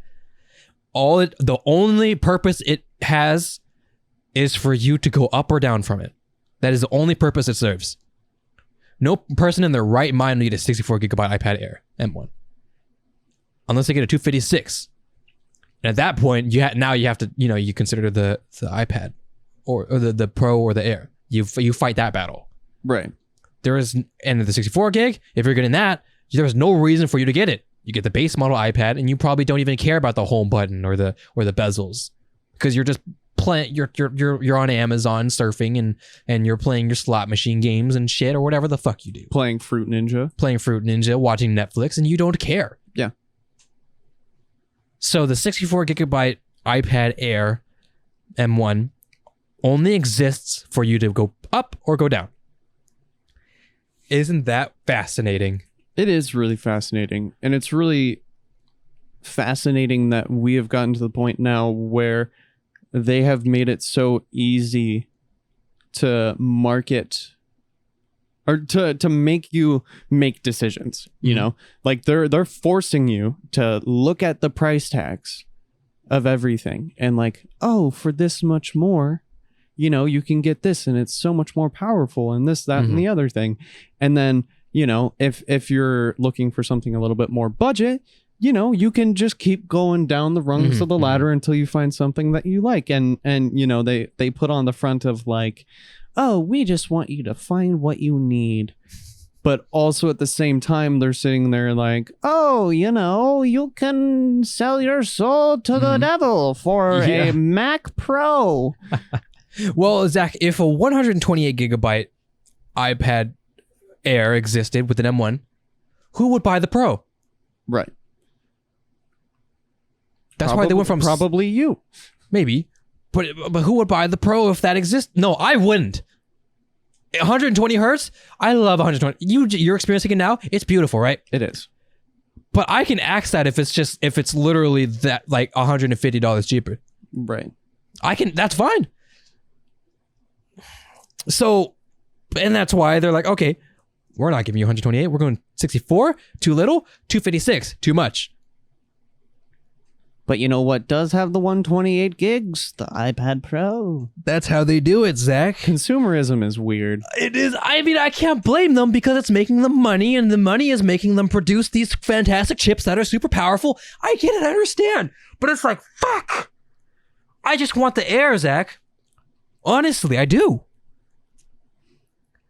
So I've considered the Air 4, which is the previous generation, which has the same chip as my current iPad Pro. Mm-hmm. Which is weird because if I do the math and I sell my iPad Pro and I buy a new Air with 256 gigs, I'm at the same price I sold my iPad Pro for. Mm-hmm. And I'm like, what the fuck did I just do? What did I do? What have I done? I just downgraded for the same price. Yeah. So I'm like, fuck. But I'm really trying to do this. I really want to downgrade my iPad Pro and then get a Windows laptop. This is currently my strategy. Because, and I'm so in love with iPad, like tablet lifestyle, so much I can't get rid of it. Also, my gotcha games are on it. It's fantastic. But don't lose the saves. Yes, I know. But also, like, I really do, like, at a certain point, especially now that things are opening up again, I really do need a decent productivity laptop, Windows laptop. you know, because there's just some things I need to do. And sometimes I can't do it on my iPad. So I got to waddle my ass over here into my office on my overkill PC to do something that I really didn't need my PC for. Right. You know? So it's a weird, I don't know. And maybe I just stay on my iPad life because like I said before, I enjoy my iPad life. I bought this really fucking expensive keyboard for it too. And I'm just using it as a laptop and it's fine. But a part of me does really want to go back to Windows laptop life because that's nice. It's simple. And Windows 11, I like Windows 11. It's very lightweight and it feels like a Mac OS version of a Windows 11. And I love Mac OS. Like I used a MacBook Pro, a 2010 MacBook Pro for so damn long. Like 3 years, I think. Because I just enjoyed Mac OS.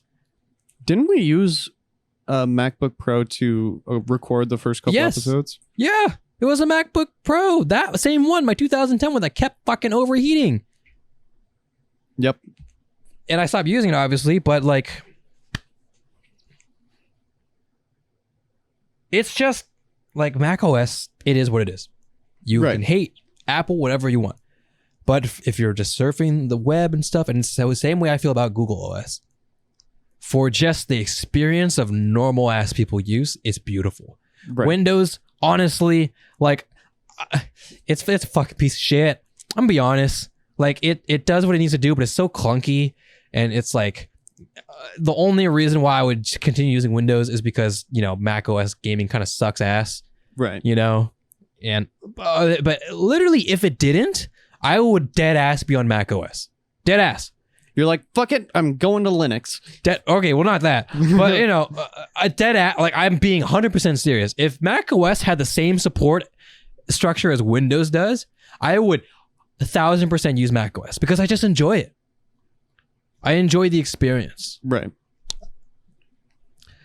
I agree that some of their things are a little too expensive, but but now that M1 exists and for the same price as what they had before with their Intel, like when they had Intel, that shit was way too expensive. Yeah. Now that they have their Mac OS, that's like 50 times better, and it's still the same price. Now we're talking. Because yes, it's still expensive. The MacBook Air is $1,000, but it's a nice machine. Right. It's a very nice, elegant, well-built machine with a beautiful screen, beautiful typing experience, no fan, and it's still fucking powerful. Like, what? Right. $1,000 is a lot of money, but you're getting what you pay for now. Yeah. Before, it was like, I'm not spending $1,000 for a MacBook Pro just to get an i3. You know? Yeah. Like, what the hell? Now the times have changed. And now I can respect Apple. And now if you don't respect Apple, then you're just being ignorant. You're being fanboyish. That is how I see it. I mean, you can dislike whatever you want. That's fine. But you have to dislike after understanding what they're doing. If you see what they're doing and you're just like, oh, I still don't really like it, then that's fine. Right. But reading into it and actually understanding what they're doing now as opposed to what they're doing before, yeah, that's really important too. I mean, Samsung, what they're doing, they're fantastic. But I just don't prefer it. Right. That's all and that's just a biasing that I cannot quantify. It's just not my preference. And it's the same thing the other way around too. Like, you know, if I was sat in front of a Samsung and an iPhone, I would probably pick the Samsung. But that's just because that is a style that I've enjoyed for a very long time. And, you know, I've tried both, and, you know, there's something about Samsung that just keeps me coming back, which is fine. That's fine. That's fair. I'm not angry about it. Yeah. I'm not going to like, thank you, you fucking, you puppet, and you're like, you sheep, and we start just, I don't know, just start fist fighting. Yeah, like, are you serious? For slabs of glass? Really? That do the exact same thing? I mean, if you think about it, the only thing that you're missing out on is FaceTiming me while I'm on the toilet. And I mean, that's about it. I'm sure that nobody wants to see that. I don't even FaceTime. I'm not popular enough for that. Right. I FaceTime every now and then, but these days I just text and honestly, we be using Snapchat, so I barely use iMessage anyways. Right. Like, what? What? It's so then at that point, it really just is preference. Which do you gravitate towards? Preference. Everything is so powerful already, Zach. Yeah. The keyboards I build, they all do the same thing and sound. They sound fantastic. Except for this one. Okay, yeah, but some people may like that. If Yeah. you are, then you're weird, and you haven't entered this category yet. That's fine. It's all good. Honestly, just don't. It's way too expensive. But then again, for the same price of this, I bought that. So I don't know. Pick your poison. Actually, no, I don't think I did. Anyways, sorry. I went to do this, and then I hit my wrist against the thing, and I had a weird funny bone effect. Oh. That was weird. Anyways. Anywho. If you're in the custom keyboard community, yes, it's like Android. You could pick anything. You have the different sounds and stuff. But in general, they all sound really good compared to that, right? Right. They all sound objectively good. Yeah, I mean, there's some like modding you can do. Some are too pingy and hollow, but you add the foam and stuff and you're good. Mm-hmm. You do the correct mods and any keyboard sounds good. So at that point, it just becomes, all right, which do you prefer? Right. What pulls you in? They're all good. They're all fantastic. Everything. The Samsung, the S22, the Pixel 6, the iPhone 13, the OnePlus Pro 8, I believe we're on. They're all really good. So it's just fuck it. Just pick one. Which one looks cool? I don't know. Sure, why not? Let's just be subjective. Which one looks cooler? I don't know. Which software do you prefer? Which camera do you? I don't know. Just pick one. Just pick one. They're all going to be good. You're going to be surfing. You're going to be snapping pics. You're going to have a time, Zach. Whichever one you pick, you're going to have a time. So just pick one that you want. Whatever. I don't care, Zach. You have 10 different pepperoni pizzas from 10 different pizza places. They all taste like pepperoni pizza, one more cardboardy than the other, but they're all pepperoni pizza. Right. Fuck it. Some people were like really anal about it. I eat a pepperoni pizza from the damn school lunch because it's pepperoni pizza. Yeah. It is what it is. Yeah. So just pick one. Just pick one. It's pepperoni pizza. You're going to eat it. You're going to be fine. And then you're going to forget about it in 10 minutes. And pick another video that is popping up right below the video. Another one of our episodes. As long as you make this, but you have to make the outro 20 seconds, Zach. Okay, all right, fine. We have a bunch of links in the description to all of our socials and whatnot. A bunch of cool stuff. If you like the video, hit the like button. If you didn't like the video, then This is so abrupt. I apologize. Well, yes, thank you everybody for watching. Very abrupt end, but we've been going on for a little bit. Hey, it's fun to talk about. It's been so long since we talked about tech, so we kind of went off. Yeah. But yeah, just we talked about tech. We talk about everything is good now, Zach. Yeah. Everything in the last 2 years is good. So honestly, don't worry about it. Don't worry about the bubbles. Don't worry about the software experience. Well, the software experience is really nice because that's user experience. But just whatever you like. You like the iPhone. You like the Galaxy. You like the Pixel. You like the Razer Flip. Fuck it, dude. Just go for it, and you'll have a time. Yeah. And you'll probably be fine. As long as it's a phone from the last 2-3 years, you'll be chilling. So yeah, that's all really. Yeah, just like Zach said, check the links in the description. It's a very abrupt end, but we've been going on for a while. 2.5 Yeah, hours. check it out. Spotify, by the way, has video now. Very fascinating. Interesting. So if that's your vibe, then hey, check it out. But we're always going to be here. We'll be here back for the next episode. We definitely need to have a guest. Yes. I think we're due for a guest. Let's try and get a guest. I think I could let's talk about it. We'll see. Yeah. Yeah. Thank you so much for listening. We love you so much. Thank you for the wait. And I guess by now the wait's been gone, but thank you for being patient. And we'll see you guys next episode. Check these episodes right here or right here or right over there. Yeah. Yeah. Yeah. Keep it here. All right. Yeah. Bye.